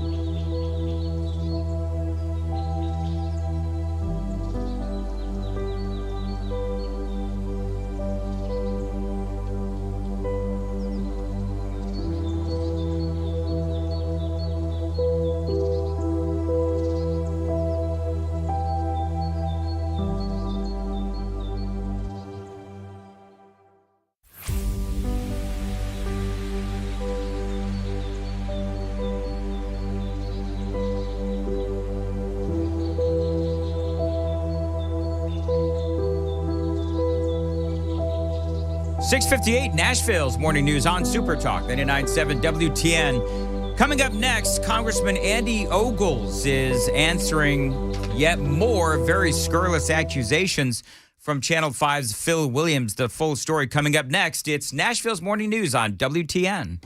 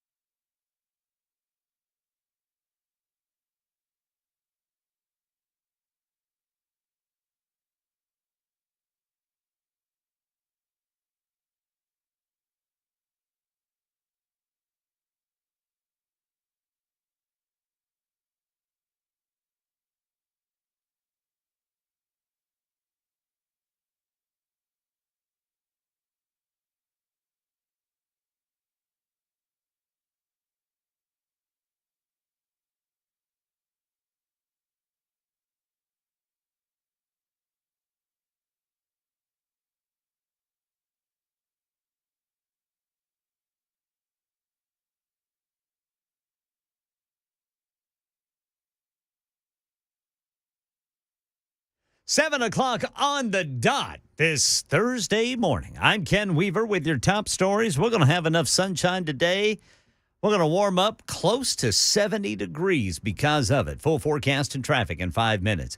Well, the Pentagon releasing footage of what it says is a Russian fighter jet encounter with a U.S. drone in international airspace over the Black Sea. Here's Martha Raddatz in Washington with more. The just-released video from the underside of the drone shows a Russian fighter jet at high speed approaching the drone from behind and dumping a load of fuel on top of it. You can clearly see the rear propeller. A second approach follows. Another load of fuel, this time even closer. And the drone's camera feed is then lost for about 60 seconds. When the video returns, you see the propeller again, damaged, bent by that close pass. One of 19 passes over a 30-minute period before the drone crashed into the sea. Yeah, now Martha says Russia's racing to recover wreckage of that drone.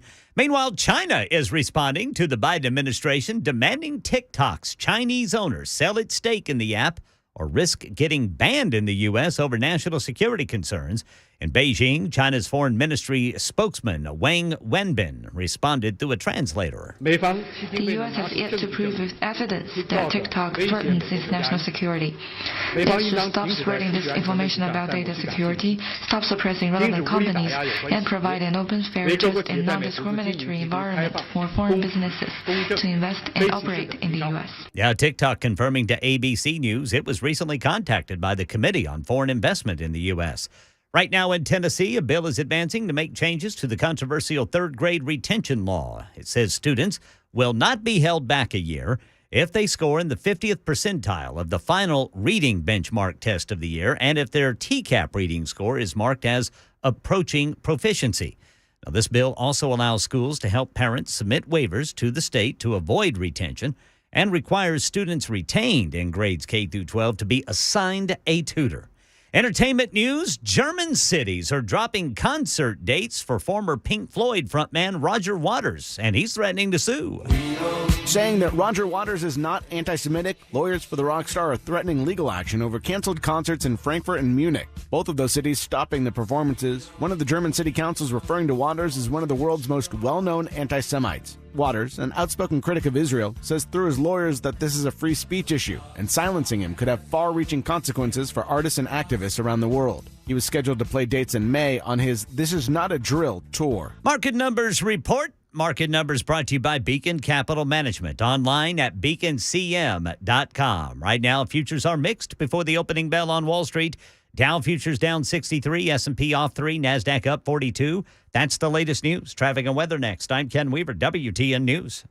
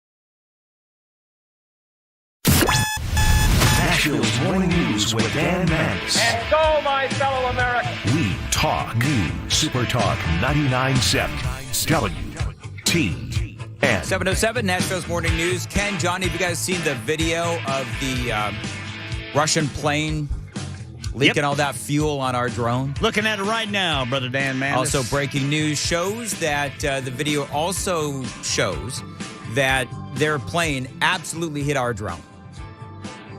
So now it's up to, Biden. We had Dakota Wood on earlier, and one of the things that he said, we'll replay some of the audio bites from that here in a little bit, but one of the things Dakota said was, well, yeah, this is just the latest in a series of, provocative moves by Vladimir Putin and by Russia. So this is just, it's par for the course. And it is also, by the way, par for the course for the Russians to, say, oh, no, we didn't hit that plane. Well, yeah, you did. You can see it in the video. So that is one of many stories that we are following this morning here on Nashville's Morning News on Super Talk. Also coming up in this hour, some of the more relevant audio that you have not heard yet on the program from Congressman Mark Green and his hearings on the southern border. We do have some further analysis on what is going on with Russia and Ukraine. A very busy morning here on Nashville's Morning News. Congressman Andy Ogles of 5th Congressional District, of course, as you know, one of the stories that's out there today, this broke late yesterday, he's being asked some very uncomfortable questions by, of course, none other than Phil Williams, Channel 5. And it's a difficult conversation about the death of Andy Ogles' son. He was stillborn back in 2014. And so the questions that are being asked is, okay, so there was a GoFundMe account that was put together by Andy back in 2014 after the stillborn death of his son. $25,000 in donations were received. And now there is a question, according to Channel 5 and Phil, about where the money in that account actually went. And, of course, stop me when you've seen this before. Andy is in some sort of a strip mall here in Middle Tennessee, and there was Phil Williams. Congressman, this doesn't have to be a story if you can just offer some evidence it went for a good cause. And, of course, Andy had nothing to say to Phil Williams. Now, again, this is a story that a lot of people are discussing, a lot of people are talking about. By the way, Andy is fighting back. What happened in the report is Phil Williams goes out to the cemetery where the child is buried, because Andy said that he was going to, at the time, back in 2014, he was going to use the money that was raised with this GoFundMe account to put together a statue of Jesus and some benches and a sort of burial garden where the little boy Lincoln is buried. And so they've got video of Williams, walking around the cemetery looking for a burial garden that, simply put, is not there. And so as the story goes, people who donated that money to that GoFundMe account back in 2014, supposedly they are asking the questions that Phil is asking. As a matter of fact, they've got video in the report of Phil Williams on the phone talking to folks who supposedly gave money to that GoFundMe account. You want to believe that that money went to something good. Yet the donors we spoke with described what they called gnawing questions about what happened to those funds. Of course, this would not be a story if the future congressman had taken the money and used it as promised, or at least for a good cause. So that is the question, right? Way back in 2014, the GoFundMe account is created. Nearly $25,000 is raised, and a burial garden that never materialized. So the question that Williams is asking, where did that money go? Now, as part of the report, and by the way, Andy is absolutely fighting back on this one. They have a funeral director that says they could have helped Andy, and they actually had met, but nothing had ever happened. Same with the manager at the cemetery. One family, supposedly, according to Phil, asked Andy directly about the money, and that family ended up getting their money back, according to the reporting. And so now Andy is speaking out and put out a statement courtesy of our friends at the Tennessee Star. This is what Andy said, and he is, you can tell he's angry. You can tell that he's livid. I spoke to Andy last night, inviting him to come on the radio program, and I'm going to be honest, it was tough for him to get through the conversation, because even though this really sad thing happened back in 2014, anybody who has ever lost a child knows that you never get over it. And so Andy, one of the things that he said was, I just don't know if I could get through the segment because it is so painful. But he is able to speak out and put out a statement, and he did put out that statement to the Tennessee Star, saying, I knew politics could be ruthless, but I never expected it to sink to such a disgusting low, as we now have a reporter calling around to my close friends asking about the death and burial site of our beloved son Lincoln and question our giving in his honor. Now, he also says that most of that $25,000 raised wasn't enough for the original goal. He is the one that gave most of that money to that GoFundMe account. Others did give as well. But he says that it wasn't enough for this burial garden. The 25 grand wasn't nearly enough for the burial garden. So what he ultimately ended up saying was that that money went to help directly. That money went to help families who lost children with funeral expenses. And so, one of the things that the congressman says is that money did go to very worthy families. One of Congressman Ogles' donors to that GoFundMe account does say that the money did go to grieving families. His name is Andy Miller, and the Tennessee Star quotes him as saying, yes, that money did go to grieving families. Ogles added to his comments, the smear campaign and muckraking against me is one thing, but questions about my son have crossed a line, and I will not tolerate it. He says exploiting the death of any child in an attempt to gain some sort of journalistic fame is vile. These disgusting smears are why people do not want to step up and serve in politics, and it has got to stop. So that's the question. Now, a lot of people will say, well, this isn't news. Why are you reporting this? Well, I'm reporting this because this is something that Channel 5 and Phil Williams is reporting, and I'm reporting both sides on this. Andy is the 5th Congressional District Congressman, and these are very scurrilous accusations, and I want to point out Andy's side of the story. And so now the question is, how does Andy respond to this?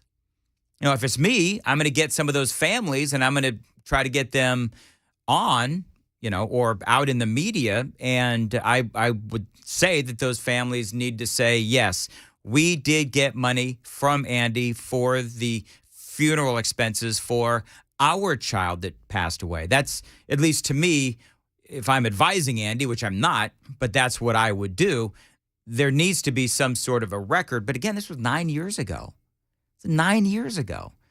So I don't know. I don't know what the next shoe to drop is, but a very sad state of affairs. It is 7:16. Time to check the roads from the Paul Winkler Investment WTN Traffic Center.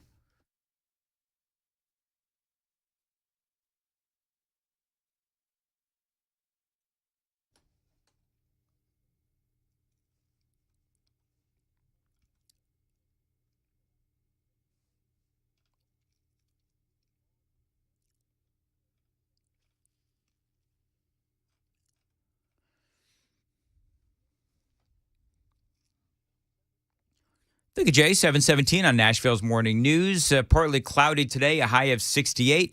Right now, 37 degrees at Super Talk 99.7 WTN. Earlier, we were talking about all the very latest on this Russia downing our Reaper drone. Now we have video that is out there, and we were talking about this earlier. The breaking news is that we are now saying that the video shows not only the Russian plane dumping fuel on our $32 million drone, but that they also bumped into it. And ultimately, we had to, I guess what we did was we downed the drone ourselves, wiping out whatever the information was on that drone, and sent it down into the sea. So now Russia is out there saying that they're going to get this drone back. They're going to salvage it from the Black Sea. And the big question is, what should our response be? Now, we all know the story at this point, and it does continue to escalate. Russia destroyed the propeller, dumped fuel on it, and so now the question is, what should our response be? Defense Secretary Lloyd Austin, this is what he had to say yesterday. On Tuesday, Russian aircraft again engaged in dangerous and reckless and unprofessional behavior in the international airspace over the Black Sea.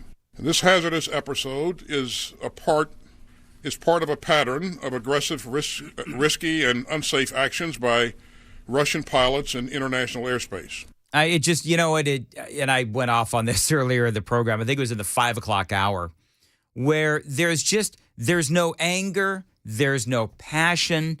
The question is, how do we engage or retaliate? What is the appropriate response? Now, everybody's got an opinion on this. I'm going to play you Dakota Wood's audio coming up here after the news. But, this is more of what he had to say. There really doesn't sound like there is going to be any real response from the Biden administration. I just got off the phone with my Russian counterpart, Minister Shoigu. And as I've said repeatedly, it's important that great powers be models of transparency and communication.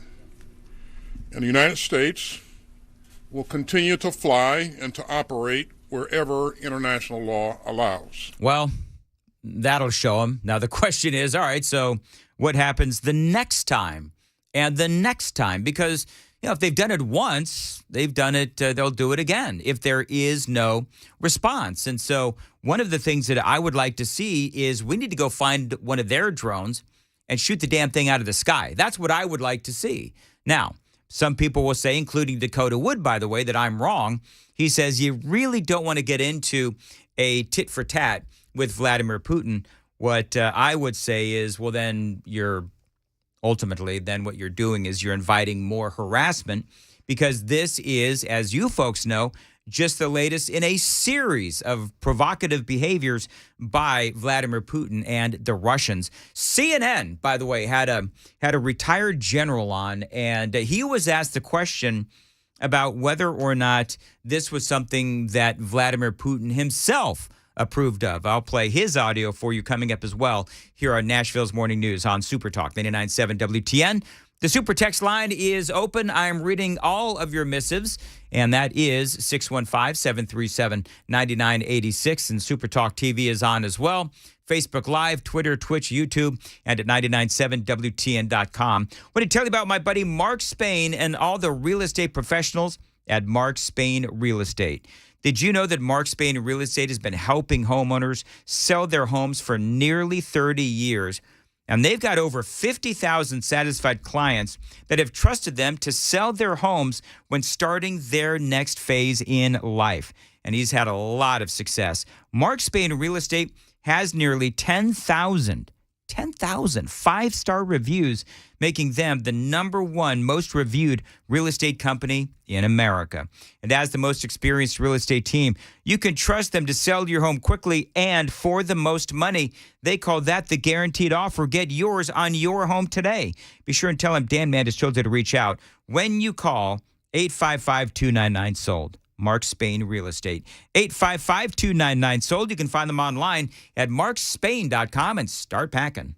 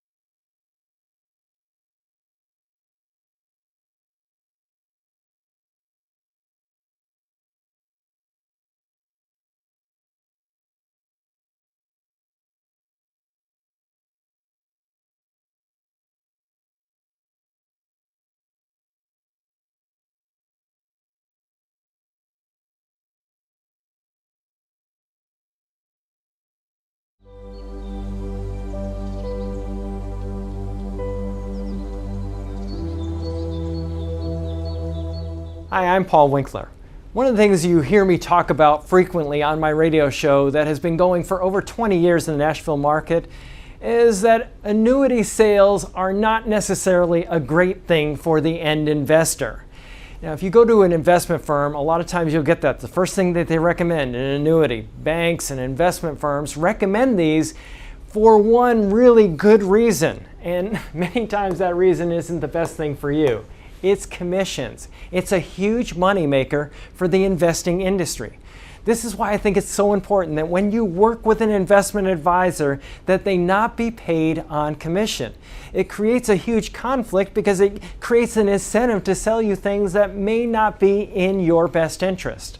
If you want to learn more about our approach to investing and financial planning, go to paulwinkler.com and set up a free 15-minute phone call. We don't do anything on commissions. Or you can call 615-851-1950.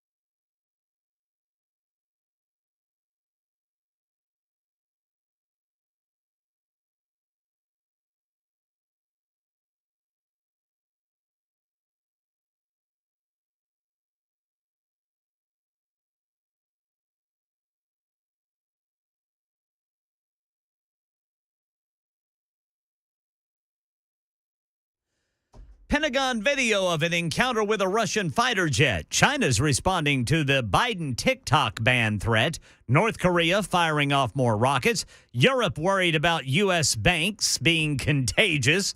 And a Tennessee abortion ban change is advancing. These stories and more at 7:30 on Super Talk 99.7 WTN. Thank you, Ken. 7:28, Nashville's Morning News on Super Talk 99.7 WTN. A lot of folks talking, and you just heard Ken report it. The video that is now out of this Russian jet pouring fuel on our drone. And also our military is now saying that there is absolute proof that counters what the Russians say, which is that they did bump or hit our drone. Putin and those folks say, well, no, we didn't. Well, the video shows otherwise. And so now the big question is, how far up did this decision go? Is this something that Vladimir Putin himself actually approved of? Well, there's a retired general on CNN.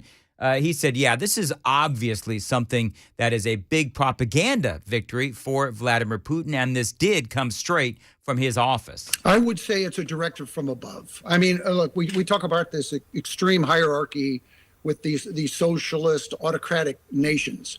But there really is, what we're seeing is Putin is operating in what's called the gray zone. Ukraine and what's happening in Ukraine, obviously, is a criminal activity, and the globe understands that. The United States has been, with NATO support, providing incredible support to Ukraine. Putin is not going to directly engage against NATO and the United States. So it's going to operate in what's called this gray zone, where it can make its point and it try to direct influence in terms of what type activities there exist. So, to me, I would respectfully disagree with this guy. I mean, it doesn't seem like this is a gray at all. I mean, you poured fuel, you dumped fuel on our $32 million drone and basically forced it out of the sky. To me, it doesn't seem like that is a gray area at all. By the way, a guy on the super text line says, you're really pining for World War III, aren't you? No, the best defense is a good offense, and the best way to maintain peace is through strength. 7:30 on Nashville's Morning News on WTN.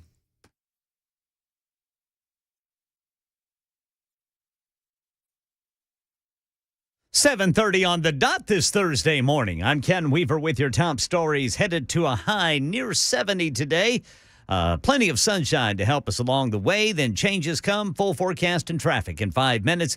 Russian warships are in the Black Sea, where an American surveillance drone went down this week after an encounter with a Russian jet fighter. Russian ships in the Black Sea are now circling the site where the drone went down. This, as we see for the first time, the now declassified powerful images of that Russian warplane moments before hitting the propeller of the U.S. drone as drone operators were watching in real time. As Martha Raddatz reporting, the Pentagon just released that video this morning. China's responding to the Biden administration threat to ban the TikTok app in the U.S. unless the Chinese operator sells its stake in the social media platform.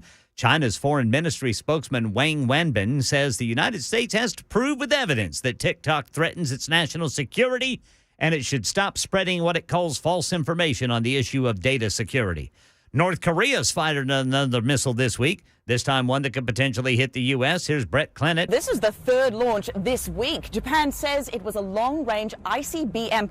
Those are those missiles that are capable of reaching anywhere in the continental United States. This one traveled more than 600 miles for about an hour before landing in the Sea of Japan. Now, the U.S. and South Korea are holding joint military exercises this week. And in Money News, Tom Rivers says all ears and eyes on the markets over worries about possible banking contagion that originated in the U.S. On the Asian markets, worries persisting about a possible banking crisis following the failure of two U.S. lenders. Francis Lund, the CEO of Geopolitical in Hong Kong, on the situation there. If the banking crisis gets over this week, I think the market will hold at 19,000. But if it continue to intensify, then we may see the index falling to the 18,000 level. Meanwhile, Switzerland's central bank stepped in to provide assistance to the latest troubled bank, Credit Suisse. And right now in Tennessee, News 2 says a bill is advancing that changes the state's abortion ban. It passed easily in the House Health Committee yesterday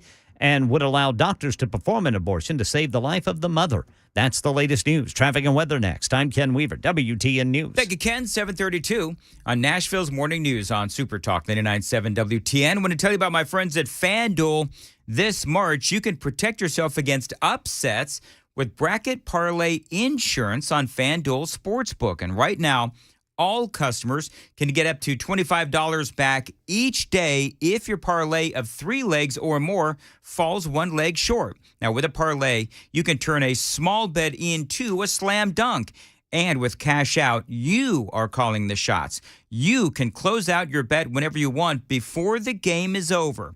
All you've got to do is sign into your FanDuel Sportsbook account or go to FanDuel.com, use promo code Mandis to sign up today. Remember, that is promo code Mandis at FanDuel.com. Make every moment more with FanDuel, America's #1 sportsbook.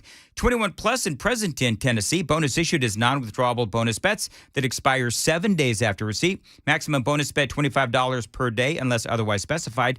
Restrictions apply. See full terms at FanDuel.com/sportsbook. If you've got a gambling problem, call the Tennessee Red Line 800-889-9789.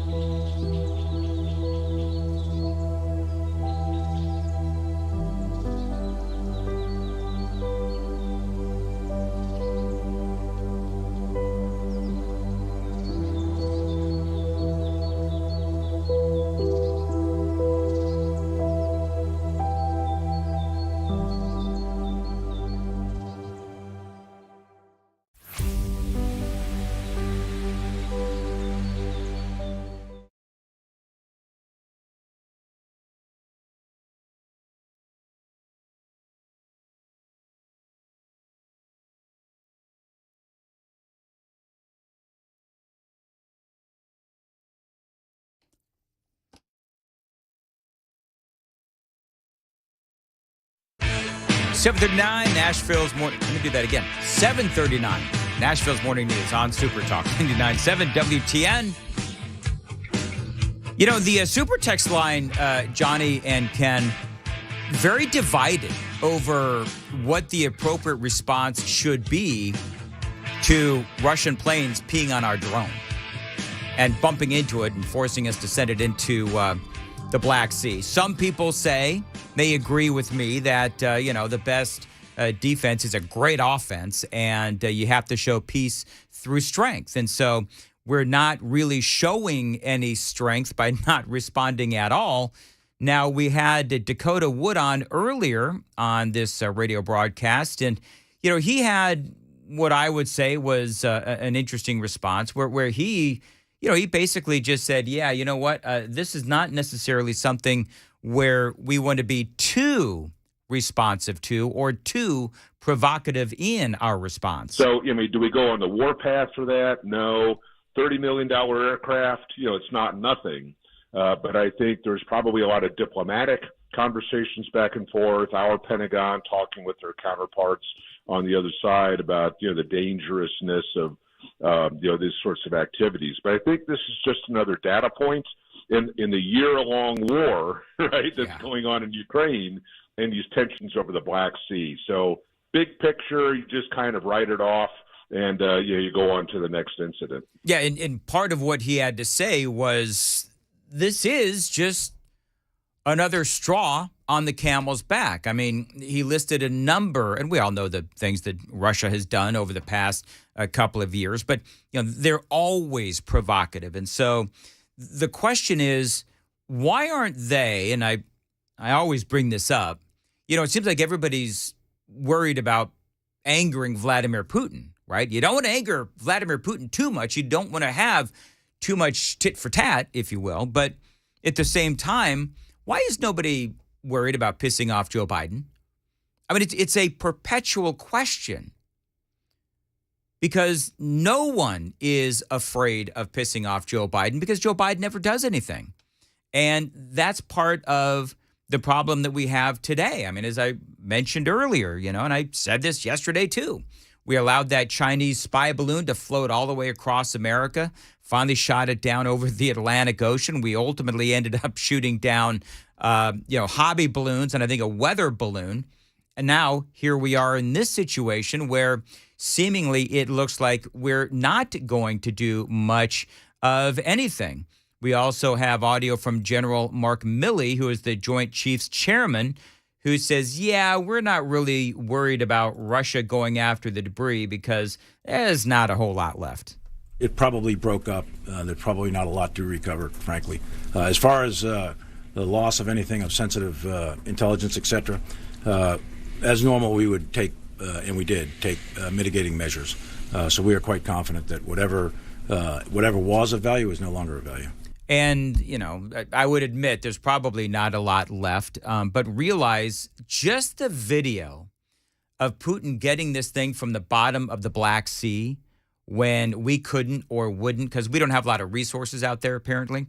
That is a big propaganda win for the Russian dictator. There's no doubt about it. So at least to me, we do look rather silly. He did say, Mark Milley did say, this is not an act of war. As far as an act of war goes, I'm not gonna go there. Incidents happen, and clearly we do not seek armed conflict with Russia. Yeah, and nobody wants an armed conflict. But again, at the same time, if we don't do anything, then we just end up looking weak yet again. So it does look like we're not really going to do anything. And so to me, what that sounds like is that the rest of the world is going to look at this, including President Xi Jinping out of China, and they're just going to see that here we are with yet another incident without a strong response. And so it's like we're saying basically, yeah, this is really not an act of war and we're not really going to do anything about it. Mark Milley says this was just a dumb pilot who did something stupid. We know that the intercept was intentional. We know that the aggressive behavior was intentional. We also know it was very unprofessional and very unsafe.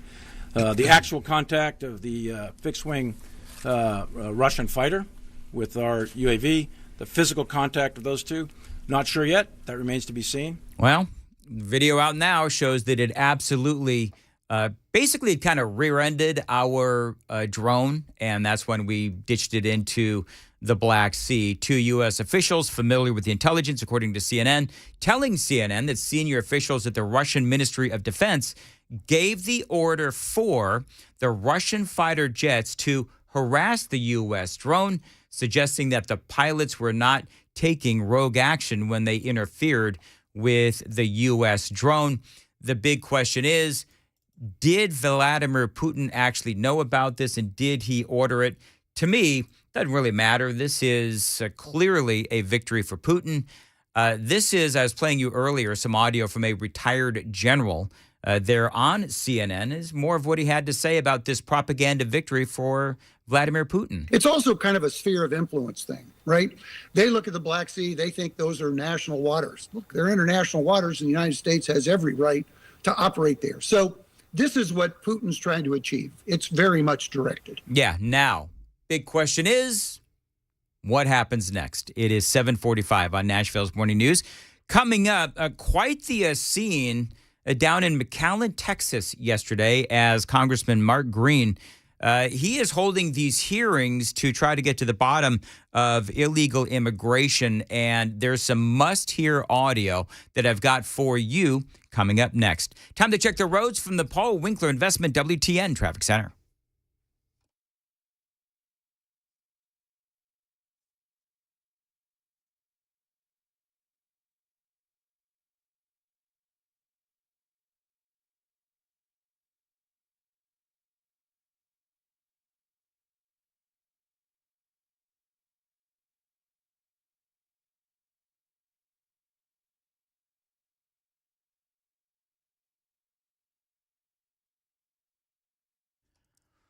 Thank you, Jay. Today, partly cloudy, a high of 68. Right now, 37 degrees.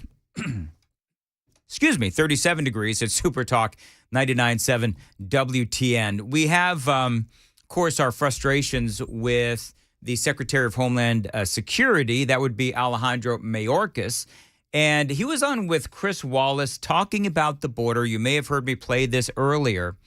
And the question from Wallace was, how exactly do you define a secure border? So by what measure is it secure now, sir? So there is not a common definition of that. If one looks at the statutory definition, the literal interpretation of the statutory language, if one person successfully evades law enforcement at the border, then we have breached the security of the border. I don't know what he's trying to say or why he's not answering the question directly, but clearly the border is not secure. And I love how he says, well, if one person breaches our border, then it is, I guess, defined as not secure. Well, okay, let's talk about millions coming across. I loved how he tried to obfuscate the train wreck that is the southern border. Now, Congressman Mark Green is the chair of the Homeland Security Committee, and he called out the Democrats. We've been talking about this. He called out the Democrats for not showing up to his hearings on the southern border. He is down there in McAllen, Texas, and it is quite the visual where you've got all of the Republicans there and none of the Democrats. Who reads a book and then does a brain surgery? Nobody does. I mean, you got to get down, you got to see it happening to make good decisions. And that is Congressman Green on this show yesterday when I asked him, why is it so important for the Republicans and the Democrats to go down to the southern border? And he's absolutely right when he says, you know what, sometimes you've just got to go to the scene of the crime. They talk about it being a political stunt. Hey, I bet the empty chairs sitting next to us on the dais down here, that's the political stunt, not showing up for duty. In the Army, we call that AWOL. They're derelict in their duty. They're not even showing up. That's the political stunt. Ridiculous that they would suggest otherwise. Well, isn't their reaction sort of emblematic of the Biden administration, generally speaking, not showing up? Because they haven't shown up to do the job of protecting our sovereignty on the southern border. And so yesterday during the hearing, with all of these empty chairs where the Democrats' butts should be, Green called them out. Now, this was supposed to be a full committee, but as you can see, the Democrats are not here. They decided to not show. Why? Well, they said coming here was just a political stunt. You tell me, taking a hearing to the point of the crisis for a first-hand view, or boycotting a hearing because you know we're going to shine a light on the truth. Which of those is a political stunt? I'd say the political stunt is these empty chairs. Now, this was supposed to be a full committee. Yeah, he's right. It was supposed to be a full committee, and the Democrats obviously simply decided not to show up. And so now the question is, what will be accomplished by these hearings on the southern border? I think, and that's part of what I asked Green yesterday, and he said, you know what? And I think I mentioned this to Scott Desjardins as well earlier today. What is actually going to be accomplished? Because, oftentimes they have these hearings and they have these trips down to the border, and you get frustrated because you hear about the trips, but then we still have the issues. Well, there is, first of all, Green really is trying to find solutions, but there is also something to be said about awareness. It is 7:50 on Super Talk 99.7. WTN want you to be aware of my friends at LT360. They helped me lose 65 plus pounds. I've been able to keep it off, and I'm forever grateful to LT360, which is why I am always talking about these folks and their programs. Now, what can they do for you? LT360, I describe them, others describe them as well, as holistic health care, and it really does work. And they're going to create a program that is customized just for you at LT360. Now, they've got the highest success rating out there in terms of helping to prevent and fighting off the symptoms of chronic illness. In other words, what they're going to do is they're going to try to keep you healthy as opposed to simply treating you when you're sick, which is a lot of these other medical programs do. LT360 can help you today. Call them. Tell them Dan Mandis told you to reach out. Get healthy at the cellular level. 615-815-0390. 615-815-0390. LT360.com.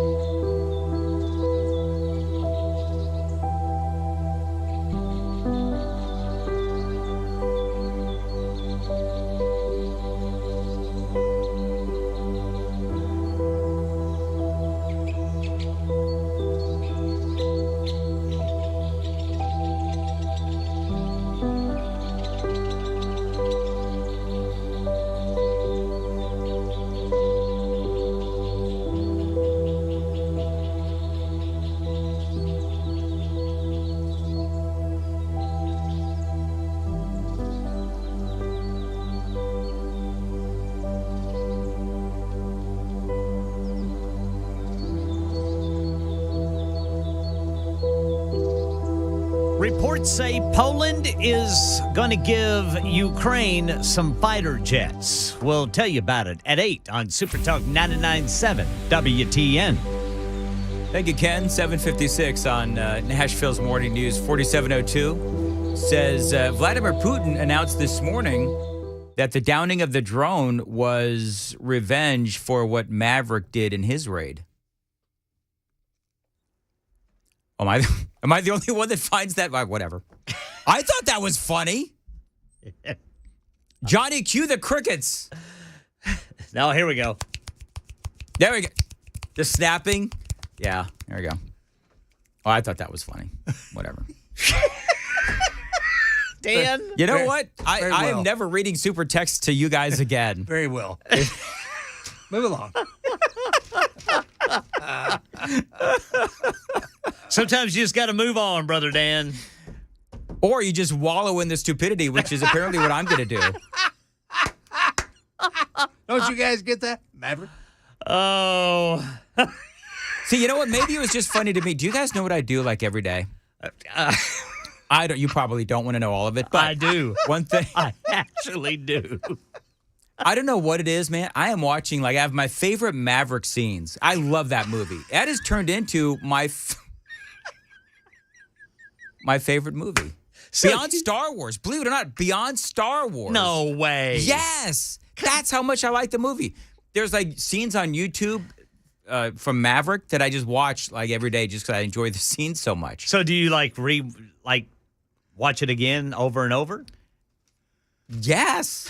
There's certain scenes within Maverick that I like a lot, and I watch them all the time. The acting is so good, and I just watch them. Dan's Maverick Reels. Tonight, see some of Dan Mandis' favorite scenes from Maverick. Are you listening to Kenny Loggins a lot, too? In Berlin? Oh. Danger Zone? Oh, gosh. You know what? You've brought up a whole nother thing. All right. About Maverick. We'll talk about it at 8:35. I got too much important stuff to do at 8:05, including the heck is going on in the colleges today. Have another example of woke stupidity, and it's all straight ahead on Super Talk 99.7 WTN.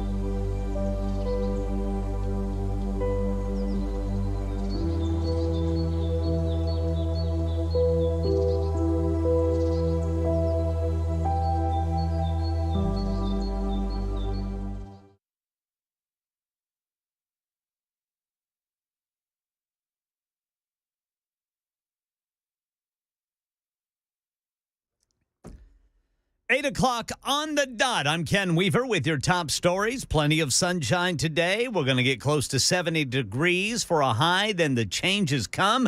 Tell you about that during the full forecast and traffic in 5 minutes. War on Ukraine. This is breaking news from the Associated Press. Poland says it plans to give Ukraine a dozen MiG-29 fighter jets. This would become the first NATO country to fulfill Kyiv's increasingly urgent requests for air power in its fight against Russia's invasion. The Pentagon has released footage of what it says is a Russian fighter jet colliding with a U.S. drone after trying to spray it with jet fuel in international airspace over the Black Sea.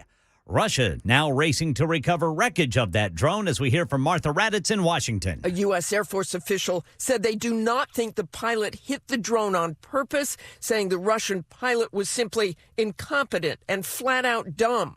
Despite the video evidence, Russia denies the fighter jet collided with the drone, but is now searching the area where it crashed. An official telling ABC News the Russians have recovered some pieces, but Joint Chiefs Chairman Milley says he is not worried. It probably broke up. There's probably not a lot to recover, frankly. North Korea firing off another missile this week, the third in 5 days. The latest, a long-range ICBM traveling more than 600 miles before splashing into the Sea of Japan. And China's Communist Party regime's responding to the Biden administration threat to ban the social media platform TikTok over national security concerns. China's Foreign Ministry spokesperson Wang Wenbin says the United States has to prove with evidence that it's a threat to its national security and that the U.S. should stop spreading what it calls false information on the issue of data security. And right now in Tennessee, a bill is advancing to make changes to the controversial third grade retention law. The bill says students can advance to the fourth grade if they score in the 50th percentile of the final reading benchmark test of the year, and if their TCAP score is marked as approaching proficiency. This also allows schools to help parents submit waivers to the state to avoid retention and requires students retained in grades K through 12 to be assigned a tutor. Market Numbers Report brought to you by Beacon Capital Management, online at beaconcm.com. Rebecca Jarvis says trading opens today after stocks took a tumble yesterday over fallout of the collapse of Silicon Valley Bank and Signature Bank this past weekend. That sell-off yesterday was really sparked by trouble overseas. Credit Suisse is considered a globally important institution. They are now fighting for their life after a mass exodus of investors, fearing that that bank could face a similar fate to SVB. Some of those fears were eased overnight as Switzerland's central bank said it would step in to help if needed. Well, futures show a lower open on Wall Street this morning. Dow futures off 96, S&P off 9, NASDAQ off 1. That's the latest news. Traffic and weather next. I'm Ken Weaver, WTN News.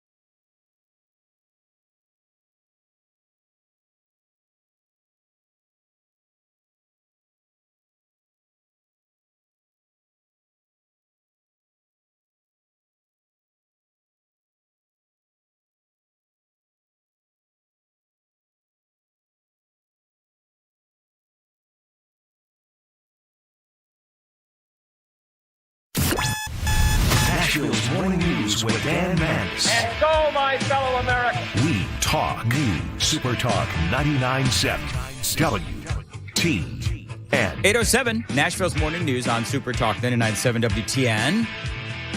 Appreciate you being here. Dan, along with Johnny B, Ken Weaver as well. I was talking to a guy a week or two ago, maybe. It was before I went on vacation. And everyone knows that I talk about the stupidity that is going on in colleges across America. This is something we've spoken to Daniel Schmidt about this on many different occasions. And I was talking to a guy who was sending his kid to college. And he didn't tell me what college it was. But when I say talking, I was going back and forth on social media. And he's worried about his kid. He's like, I'm spending boatloads of money on my kid's college education, and I don't think that he's going to be able to hack it in the real world. I've told you this story before. This was years ago now, where I was talking about this very subject, and a guy said that he was struggling with whether or not to continue to pay for his kid's college education because he had sent his kid off to college as a, good, God-fearing conservative. And by the time he was a senior, he was a liberal who had been taught and brainwashed that everything that his father believed in was wrong and was bad. And so he sent me that note, should I pay for his last year of college? And I didn't give an opinion because that's not my place, and I'm certainly not going to, give somebody a very specific, direct opinion on whether or not he should pay for his kid's college education. That is up to each individual person. But this guy that I was talking to a couple of days ago, a couple of weeks ago now, time flies, he was worried because he was spending all this money on college education, and then the problem is that when his brainwashed, bat crap crazy kid who is just rife with wokeness and armed with a diploma that means, generally speaking, absolutely nothing, the money is a waste.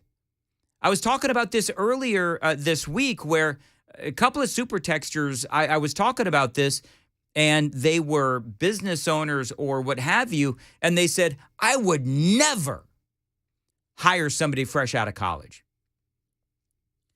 It's almost like if somebody is 22, 23 years old and they've gone to college and they're like, oh, hey, look, I've got a great diploma from Harvard or Yale. It's almost like if you're a business owner, do you hire that person? Do you run the risk of hiring that person? Or do you wait a few years and let the world kick the living crap out of them before you hire them? Because when they get out into the real world, and they realize that they've been sold a bill of goods in college and they have been taught in college that the entire world cares about every, microaggression that they experience, and they want everybody's free speech to be curtailed because they can't deal with it. They get out of school and they don't really know what to do with themselves. And so you almost want to wait, I would say, you almost want to wait until they've been sort of brought back down to earth, knocked down a few pegs before you hire these little, whats. Is there another word for that, Johnny or Ken? What's another word? I can't say little, Little ingrates. Little ingrates, that's what it is. I wanted to use the S word. But now, Brother Dan. Man. But I didn't. Yeah. But that is an appropriate definition, I would say, when they get out of college. Now, why am I talking about this? Because in the last couple of days, really this week, there's been an ongoing theme. We keep talking about the word contagion, right? Keeps being brought up, the word contagion. So the contagion, people are saying, well, it applies to the banking industry.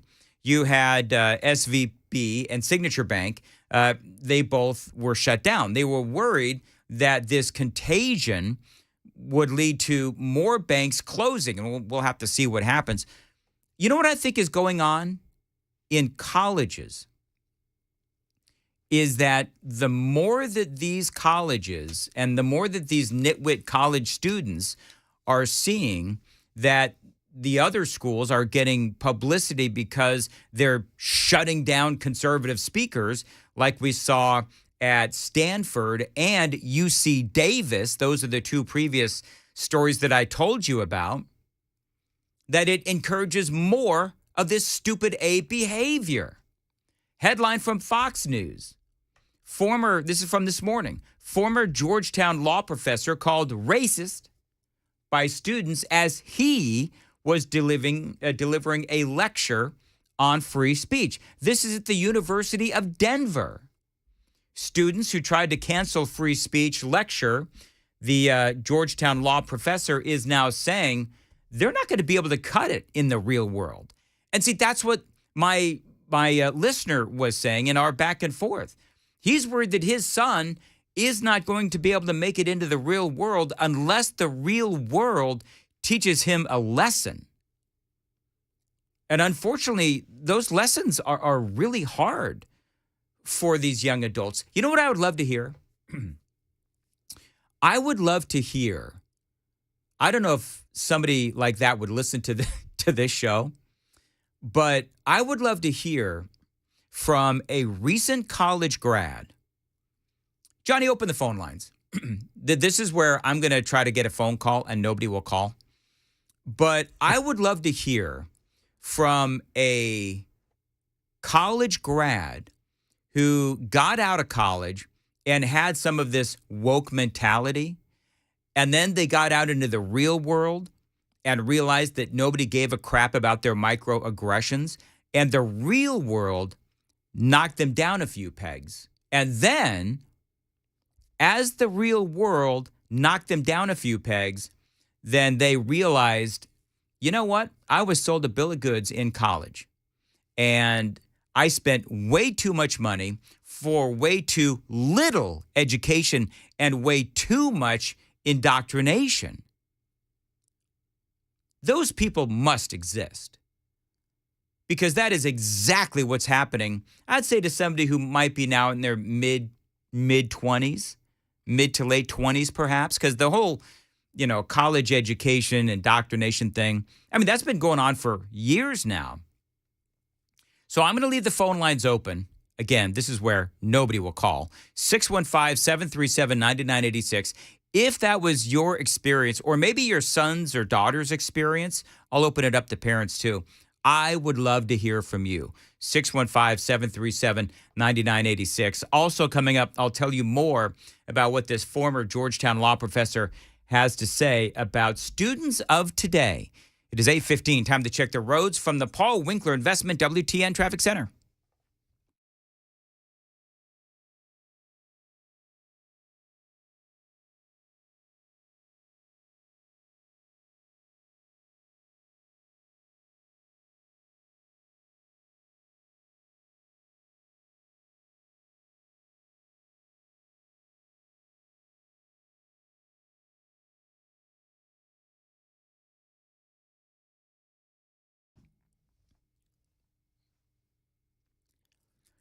Thank you, Jay. 8:15 on Nashville's Morning News. Today, partly cloudy, a high of 68. Right now, Johnny, you said 37 degrees at Super Talk 99.7 WTN. I told you nobody would call. Every time I try to get calls, nobody ever calls. But I guarantee you that once I open up my social media, I'm going to hear from parents.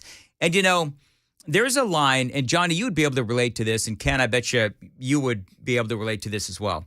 I was listening to And the Cradle Will Rock by Van Halen the other day. And there's that line in the song where it's something about how Junior's grades are terrible, his kid, the parents are overjoyed. You know that line in the Van Halen song, And the Cradle Will Rock? Yeah, I do. I don't remember what the it exact line is. I'm sure the super texters will have an idea what exactly that line is. I wonder how many parents pay for their kids' college education, and they come out they come out incredibly indoctrinated, and then their parents are overjoyed when their kids realize that they made an epic mistake by submitting to all of the woke indoctrination that they were fed in their college years. And now they realize, well, again, the world doesn't give two craps about my microaggressions or calling everyone racist. I mean, we had that story a while back where the supervisors and companies and corporations and business owners were saying, we can't hire these people who are 22, 23 years old coming out of Yale and Stanford and UC Davis and the University of Denver because they're disruptive to our business because they're always running around screaming about how everybody's racist and they are, sensitive to their microaggressions. And that's what this former law professor out there at Georgetown is saying. The students who tried to cancel his lecture on free speech, they're not going to make it in the real world. Now, when I was in high school and some college, we always used to joke about sympathy dates. You guys remember that? Some girl decides to go out with you on like a sympathy date. Yeah. And the girls would joke. Well, Robert has given me a sympathy call. Thank you, Robert. You're on WTN. Thanks for calling. Go ahead. The problem with most parents is they think they're done raising their kids once they get them through high school.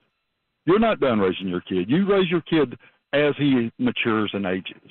My son graduated almost 2 years ago now from a liberal arts college here in the Middle Tennessee area, got a business degree. Me and him had conversations all the way through college about what his liberal professors would say. He would come, talk to me, tell me that I was wrong about things. We would sit down, look it up, have a spirited debate. I made him so mad he didn't talk to me for a couple months at different times. But in the end, he looked for himself. In the end, he seen that he couldn't prove me wrong, and he actually proved me right by trying to prove me wrong, and that woke his eyes up to what he was being told by people that didn't have his best interests at heart. He hired on with a Fortune 100. You brought up a great point, Robert, and I'm sorry I got to cut you off because I got a couple of other people that want to chime in. But Robert brings up a great point, which is the people, as in the colleges, they're not looking out for these students' best interest. I mean, of course not. And Robert mentioned his son didn't speak to him for a couple of months. I mean, listen, trust me when I say I get it. He also said that you never really, what did he say? You never really stop raising your kids, even when they get older, even when they're adults. He's absolutely right. Somebody asked me the other day, I failed to mention this. I'd mentioned a couple of different times that my mom has cancer. She went in for cancer surgery. She's doing great. Thank you for asking. I had a great conversation with my mom yesterday, and I'm looking to her for guidance on something that's going on in my life. But her guidance was invaluable. And every single day, I wish that my dad were alive because he died 25 years ago. But even today, I wish that I had his guidance. And my dad, of course, was a college professor. I can't even imagine what my dad would say about the stupidity of what's going on in these colleges today. Rick I'm running late, Johnny. I'm last call on this. Rick is on WTN. Thanks for calling in. Go ahead. Dan, I want to throw out a couple of things in regards to this college situation. I went to college. I graduated with an English degree. I thought when I was going to get out that these companies would just suck me up and I'd be able to get a job immediately. Well, it proved out that you needed experience, so I went back later on and got a teaching credential in English and became a middle school, high school teacher. I had a friend who moved to Montana, and he had the same situation. He went out and applied for all these different jobs, and every one of them said he needed experience when he had already had a college degree. Finally, he got down to applying for a job as a dishwasher, and they said, I'm sorry, but you need experience. Mm. And so what he finally did was go back to law school. The difference when I was going to school was when the professors were liberal, and we knew the conservative and liberal ones. We didn't, protest them. We didn't go against them. We just accepted them for what they were and analyzed them and went on with our lives. And we knew who they all were. I was influenced earlier on, but now I'm very conservative as I've gotten older. I think part of what has changed, though, in colleges these days is that you've always had liberal professors, but these days, those liberal professors have turned into, it's really become antagonistic towards free speech and conservative thought. Whereas, previous, you would be able to have conversations about left versus right and policy and issues and so forth. But these days, in the colleges, Rick, it has become this sort of antagonistic culture where the discussions aren't happening. They're more just simply wanting to shut you down. And we saw that at UC Davis. We saw that at Stanford. Now we're seeing that at University of Denver. And so this contagion of trying to quell this free speech of conservatives in colleges across the country does continue. It's like every single day this week, there's been yet another story. And Rick, I appreciate the call. 823 on Nashville's Morning News on Super Talk 99.7 WTN. Friends, if you are afflicted with constant chronic back and neck pain, I've got a great answer for you. Dr. Kevin Mitchell and the Wellness Institute of Nashville. During 2023, a great offer, all non-surgical spinal decompression treatments, half off. When you mention my name, you've got to call them, mention my name, 50% off those spinal decompression treatments, 615-246-5009. Get rid of your chronic back and neck pain at half the cost with the Wellness Institute of Nashville. Now, your healing recovery plan is going to be customized. Your first consult is $23, and then you've got 50% off the spinal decompression treatments when you mention my name. The website is painisbad.com. Again, tell them Dan Mandis told you to reach out, 615-246-5009.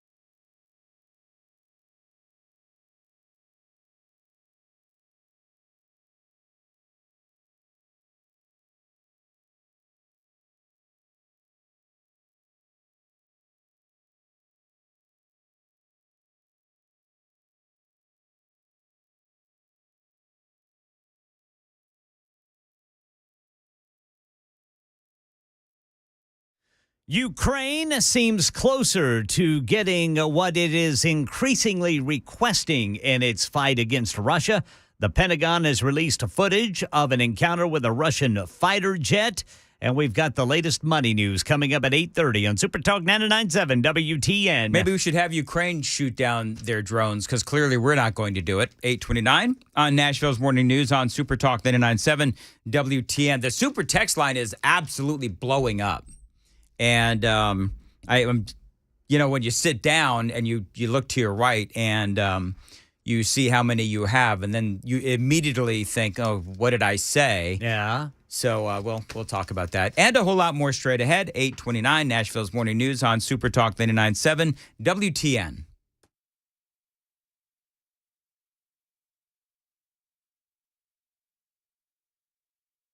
It is 8:30 on the dot. I'm Ken Weaver with your top stories. Going to reach nearly 70 degrees for the high today before changes come. Full forecast and traffic in 5 minutes. Poland says it plans to give Ukraine a dozen MiG-29 fighter jets, which, if it happens, would be the first NATO country to grant Ukraine's increasingly urgent requests for air power against Russia. The Pentagon has released footage of what it says is a Russian fighter jet colliding with a U.S. drone after attempting to spray it with jet fuel in international airspace over the Black Sea. Shows a Russian fighter jet at high speed approaching the drone from behind and dumping a load of fuel on top of it. You can clearly see the rear propeller. A second approach follows. Another load of fuel, this time even closer. And the drone's camera feed is then lost for about 60 seconds. When the video returns, you see the propeller again, damaged. That's Martha Raddatz, who says Russia is now racing to recover wreckage of that drone. Market Numbers Report brought to you by Beacon Capital Management, beaconcm.com. Here's Jim Ryan. Traders are having trouble catching traction this week. Before the opening bell today, Dow futures were 47 points lower than yesterday's close. S&P futures were off by a fraction, but the Nasdaq appeared headed for a slight gain to start the session. After an early surge on Wednesday, the Dow Jones Industrial Average fell 280 points and closed at 31,874. The S&P gave up 0.7%. The Nasdaq rallied and finished basically flat. Speaking of directionless, the Labor Department says weekly claims for unemployment benefits fell by 20,000, down to 192,000 filings. But the previous week found claims rising by 22,000, essentially a wash. Mint Mobile, the budget mobile phone company partly owned by actor Ryan Reynolds, is being acquired by T-Mobile. The cash and stock deal will likely be worth a little over $1.3 billion. Mint will continue to be run as its own unit. Okay, 2 minutes into the trading day, and right now the Dow is down 283 points. The S&P is off 24, and the Nasdaq is off 59. That's the latest news. Traffic and weather next. I'm Ken Weaver, WTN News.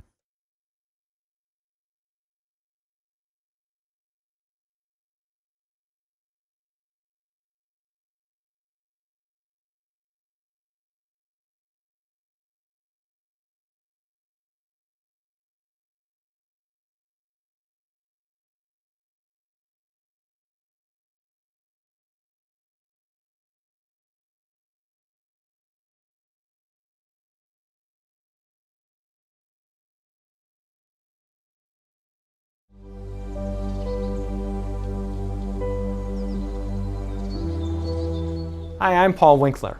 One of the things you hear me talk about frequently on my radio show that has been going for over 20 years in the Nashville market is that annuity sales are not necessarily a great thing for the end investor. Now, if you go to an investment firm, a lot of times you'll get that. The first thing that they recommend, an annuity. Banks and investment firms recommend these for one really good reason. And many times that reason isn't the best thing for you. It's commissions. It's a huge moneymaker for the investing industry. This is why I think it's so important that when you work with an investment advisor, that they not be paid on commission. It creates a huge conflict because it creates an incentive to sell you things that may not be in your best interest. If you want to learn more about our approach to investing and financial planning, go to paulwinkler.com and set up a free 15-minute phone call. We don't do anything on commissions. Or you can call 615-851-1950.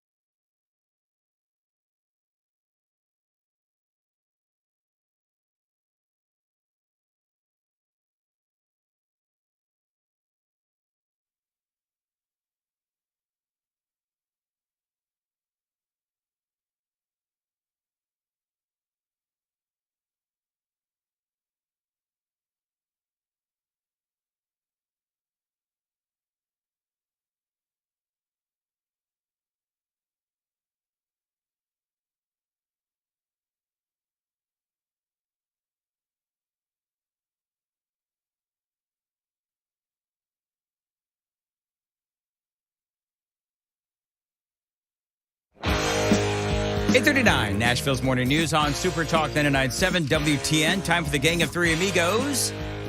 Johnny B's right there. Hey, Johnny, how are you? I'm good. How are you doing, Dan? Fantastic. Awesome. Ken's here. How are you, Ken? Good morning, boys. Yeah. People said earlier Ken looked like a blue Smurf. I do. And, Papa Smurf, yeah. And did you? I own that. Now, do you agree with that assessment, Ken? Yeah. Now that we've all gone to look and see what what a Smurf looks like. Yeah, I look like a Smurf today in my Papa Smurf. Don't showing my colors for one of the teams I'm supporting there in the big March Madness tournament. Now we were Boise State. Boise State. There you go. Boise State.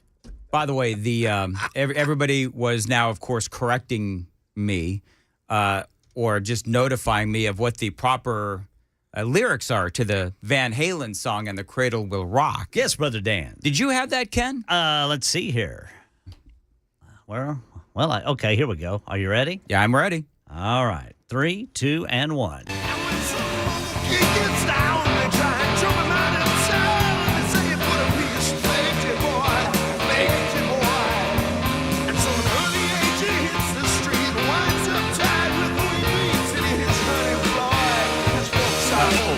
That's what it is. Why couldn't I think of that? You ask me a song lyric when I'm not on the radio, and you just rattle it off, nail it. You guys would snap for me. Because I would know those. But man, I try to actually remember it once I'm on the radio, and I can't do it. There's something about the red light. I don't know what it is. You know what happens here on Nashville's Morning News is when the red light goes on, my stupidity comes out. I don't know what it is. When the red light comes on, the memory goes off. That's exactly right. Now, maybe it's because my mind is literally dissolving and melting because every single day I watch a couple of scenes from Maverick. Yes. Top Gun Maverick. Dan's selected scenes. So it's funny, the other day I'm down in my basement and Amy sends me a text, where are you? What are you doing? And I said, guess. And she face palms with Maverick. It's like a picture of Tom Cruise, Maverick. And she just face palms me back. She knows what I'm doing. There's just certain scenes, and I don't know why. Yeah. It's like every day. I like to watch the same scenes. I like the movie so much, including, by the way, what I believe might be in the history of themes. This might be one of the absolute best. I don't know why, but I love that Harold. You know who did this, by the way, guys? Do you know who did this? Harold Falkmeyer. Did you know that, or did I? You gave it away whenever you said Harold. Doggone it. So good. I mean, you're a guitar player, Johnny. Could you throw this down? Oh, of course not. Oh. I'm not that great a guitar player, trust me. You could do that, Brother Johnny. Oh, come on, I JB. I could not, I'm telling you. Why is that so hard? Because I don't play lead guitar. Oh, okay. I can play rhythm guitar and do that okay. Okay, all right. I play rhythm guitar about like Elvis did.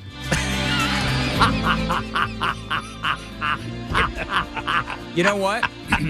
I like that so much. Maybe we should make that Harold Falkmeyer Top Gun theme as the new theme to our Super Talk TV We'll Be Right Back slide. Well, yeah. Because I don't know, gents, I don't know if I've ever seen an uprising more than when we started Super Talk TV, and when we go to breaks, we have this graphic that says "We'll be right back," and I don't know who it was, but somebody thought that this would be the right theme music to play for the "We'll be right back" graphic on Super Talk TV. Just listen. It sounds like it ought to be like knitting. Yes, with a straitjacket on, or sitting cross-legged. The birds, they look so happy today. People have literally said they doze off, not to my monologues, but to this. Yeah. I can see why. Sitting cross-legged with butterflies landing on you. This is awful. This is truly awful. So just so people know, I didn't pick this. God, but now I am engaged, just off the air. I am engaged in like World War III with the people that decided this was a good thing to play. Was this a smoky boardroom decision? I don't know. Everybody's going, I can't tell. And let's go with this one. Maybe they were all stoned. Maybe they were. Is this stoner music or is this LSD music? I really like it. That's neither one. Yeah, no. I think this is close to death heroin music. Is what this is. Close to death heroin music. That's what I would describe this as. I don't know, man. Makes you want to try heroin. If you try heroin, will it go away? And then they just got it on a loop. You might go away. I might go away after this segment making fun of our on-hold music or whatever this is. Talking about our on-hold. Be right back. Promise. Man, I cannot get enough coffee today, boys. What's the matter there, Ken? Well, you know what it is, Johnny? What's that? You know how Ken feels? Like this. It's the music. Is that how you feel, Ken? You feel like our Be Right Back music on Super Talk TV? I wished I felt like that. Really? Yeah. All right. Well, it's very soothing. Yeah, it is soothing. It's. I'm ready for my meds now, doctor. Yeah. Mm-hmm. Thank you. Listen, who needs meds when you have this? Yes. Yeah. All right, we're done. Thank you. Where's my rubber ducky? The on-hold music. Where is my rubber ducky? Light that candle there. What is he doing in there, Johnny? Do you dare turn around? Bring me hot chicken. Yeah. What is he doing? I don't even know. I think he's gone to Weaverville. He's in Weaver Holler. He's in Weaver Holler. You know what the you know what the theme right there on the you know what the theme song is to Weaver Holler? What's that? It's this. That's when Ken's wife's looking for him. Ken? Ken? No. No need for a towel today. I'll just dry off all natural. This is getting truly weird. Yes, you know it what? is. You know what we ought to do? We should just let Ken like ramble for the next 3 minutes under this music. Sure. And just, missives from Weaver's Corner. Yeah, learn all about Weaver's Holler in just 3 minutes right here. Listen, if there's anything that makes you want to holler, it's this. Little fat wiener dogs chasing butterflies. Reaching for the rainbows I keep in my pocket. Oh. Hey, you make every day rainbows and green grass. Get away from my little fat wiener dog, you butterflies. Johnny, have we seen any fire emojis coming into the Super Talk TV line thing? Dan, I think we have. Oh, that's very really. I think it's very encouraging. Check it out. Yeah. Listen, we all need to be encouraged. Actually, you know what? A woman. I was looking at it this morning. A woman actually sent an emoji. Said, "Good morning, Dan Mandis." You know what emoji she sent? The fire one. No. Big old kiss. No. Big ol' hug? No. Okay. She did. It was a happy face. Yes. With like stars in the eyes. Well, there you go, brother Dan. Now, I don't exactly know what that means. Dan Mandis. I don't know what that means, but look at you go. But listen, clearly I need to step it up because I have not received one fire emoji from my wife. Oh. I don't know if I ever have. Have you guys ever actually received a fire emoji for anything you've ever done? Only whenever she's mad at me. Oh, like burning down the house kind of a thing? Yeah, that sort of thing. Yeah. Well, I think if we've all learned anything from Lieutenant Governor Frank, the hell is his name now? Randy McNally. Oh my, Randy McNally. Yes. Oh my gosh. You know what I think that we've just proven? But we call him Frank. You know what we've just proven? This kills brain cells. It does, doesn't it? I blame Frank. I've been listening to this in my headphones for the last 2 minutes, and now I can't even remember the topic that I've been talking about for a week. Oh, my Lord. Randy McNally. I bet he loves that music. Reminds me of sunshine and rainbows. It sure does. By the way, you know why they use that music, right? Because it's like we don't have to pay for it. I Oh, well, that's it. Yeah. Oh, well, say no more. Because I'd like to put this on a loop. Yeah, and but use this. you'd have to pay somebody. See, Don't we know a world-class guitar player, guys? we know a few. We do. Brother we Johnny know a world-class guitar player. We You know know. who it is. We talked to one a couple of weeks ago. Des Dickerson. Yes, you know what we Des. ought to do? We ought to say, hey, just call up Des Dickerson, Prince's guitarist, old guitarist. Say, hey, Des, can you give us like a royalty-free guitar-like piece to run during our Be Right Back slide on Super Talk TV so that we can spare the good viewers this? And if he doesn't do it, I'll just keep calling him and play this on his phone. You think he would do that for us? He'll just change his number. I think what he would do, he'd go, well, here's a royalty-free photo.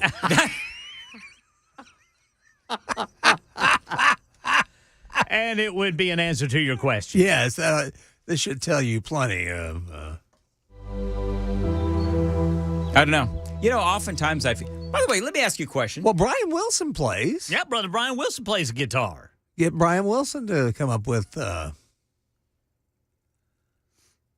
Mac, you play the guitar? Brother Mac plays the drums. Hey, there you go. So we could get Brian. And well, Mac. they're both on the afternoon show together. Yeah. You know what? Yeah. We'll have Brian and Mac come up. Yeah. With the new theme to our WTN, Super Talk TV. And they'll be known as the Mac Keys. Instead of the Black Keys, the Mac Keys. That's exactly. Well, yeah. No, because Brian's name is going to have to come first. I think we all know that. Brian's Mac Keys. There you go. There you go. There you go, yeah. How we do it. I think we're done. I think this show is going to go down in infamy. I think it will too. As my last show on WTN. It's already down in flames.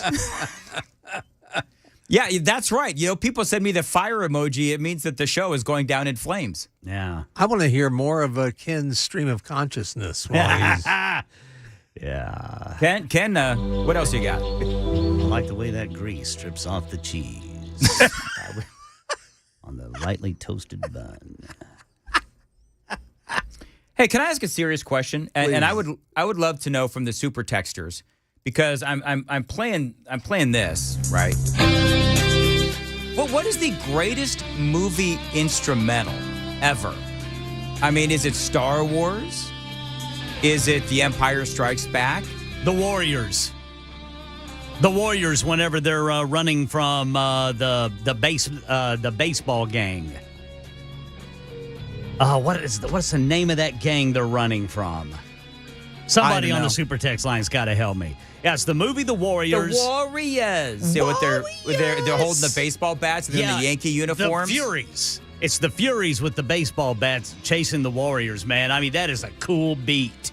Yeah, I don't remember that. We'll have to leave it to us to start a thing that we can't finish. Escape from New York's got some good stuff, too. Yeah. All right. You're the president. All right, You're the Duke. number one. Oh, Chariots of Fire, Gladiator. Chariots of Fire was a good one. Lord of the Rings, nerd. Chariots of Fire. Anthony's a nerd. He says Lord of the Rings. I am getting, though, fire emojis now, which clearly means that, Darth Vader theme, that this whole thing is, it's gone down in official flames. It's in the can, man. Listen, I want to let you folks know that after 9 years, I really appreciate the opportunity that was afforded me here at WTN. It's been fun, Dan. It's been fun working with you two. Definitely a highlight. Except for this show, my last one here on Super Talk 99.7. You're the Duke, number one. And as my last commercial, I'm glad that it's DT McCall's 8:53. Spring season is upon us. Now is the time to start thinking about your outdoor lawn equipment. My friends at DT McCall's, they are helping you out with their Spring Cub Cadet Lawnmower Sale event going on at the Lebanon store. It begins on March 24th, and it goes till April 1st. Again, it's the Cub Cadet Lawnmower Sale, March 24th through April 1st at DT McCall's in their Lebanon store. Now, you should know by now that DT McCall & Sons, they are ranked as the top Cub Cadet dealer in America. You can find Cub Cadet riding mowers, all kinds of different sizes, 42 to 72-inch decks for those larger areas, as well as Cub Cadet walk-behind mowers for those smaller lots. So if you need a lawn mower heading into spring, you've got to check out my friends at DT McCall's big Cub Cadet lawn mower sale, spring Cub Cadet Lawnmower Sale, March 24th through April 1st at their Lebanon store. You can always find them online. As always, tell them Dan Mandis told you to reach out at dtmccalls.com.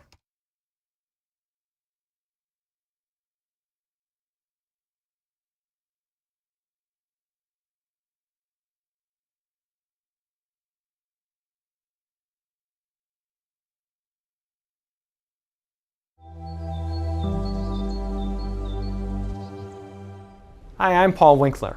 One of the things you hear me talk about frequently on my radio show that has been going for over 20 years in the Nashville market is that annuity sales are not necessarily a great thing for the end investor. Now, if you go to an investment firm, a lot of times you'll get that. The first thing that they recommend, an annuity. Banks and investment firms recommend these for one really good reason. And many times that reason isn't the best thing for you. It's commissions. It's a huge moneymaker for the investing industry. This is why I think it's so important that when you work with an investment advisor, that they not be paid on commission. It creates a huge conflict because it creates an incentive to sell you things that may not be in your best interest.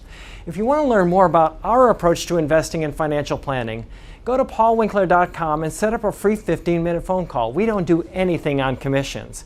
Or you can call 615-851-1950.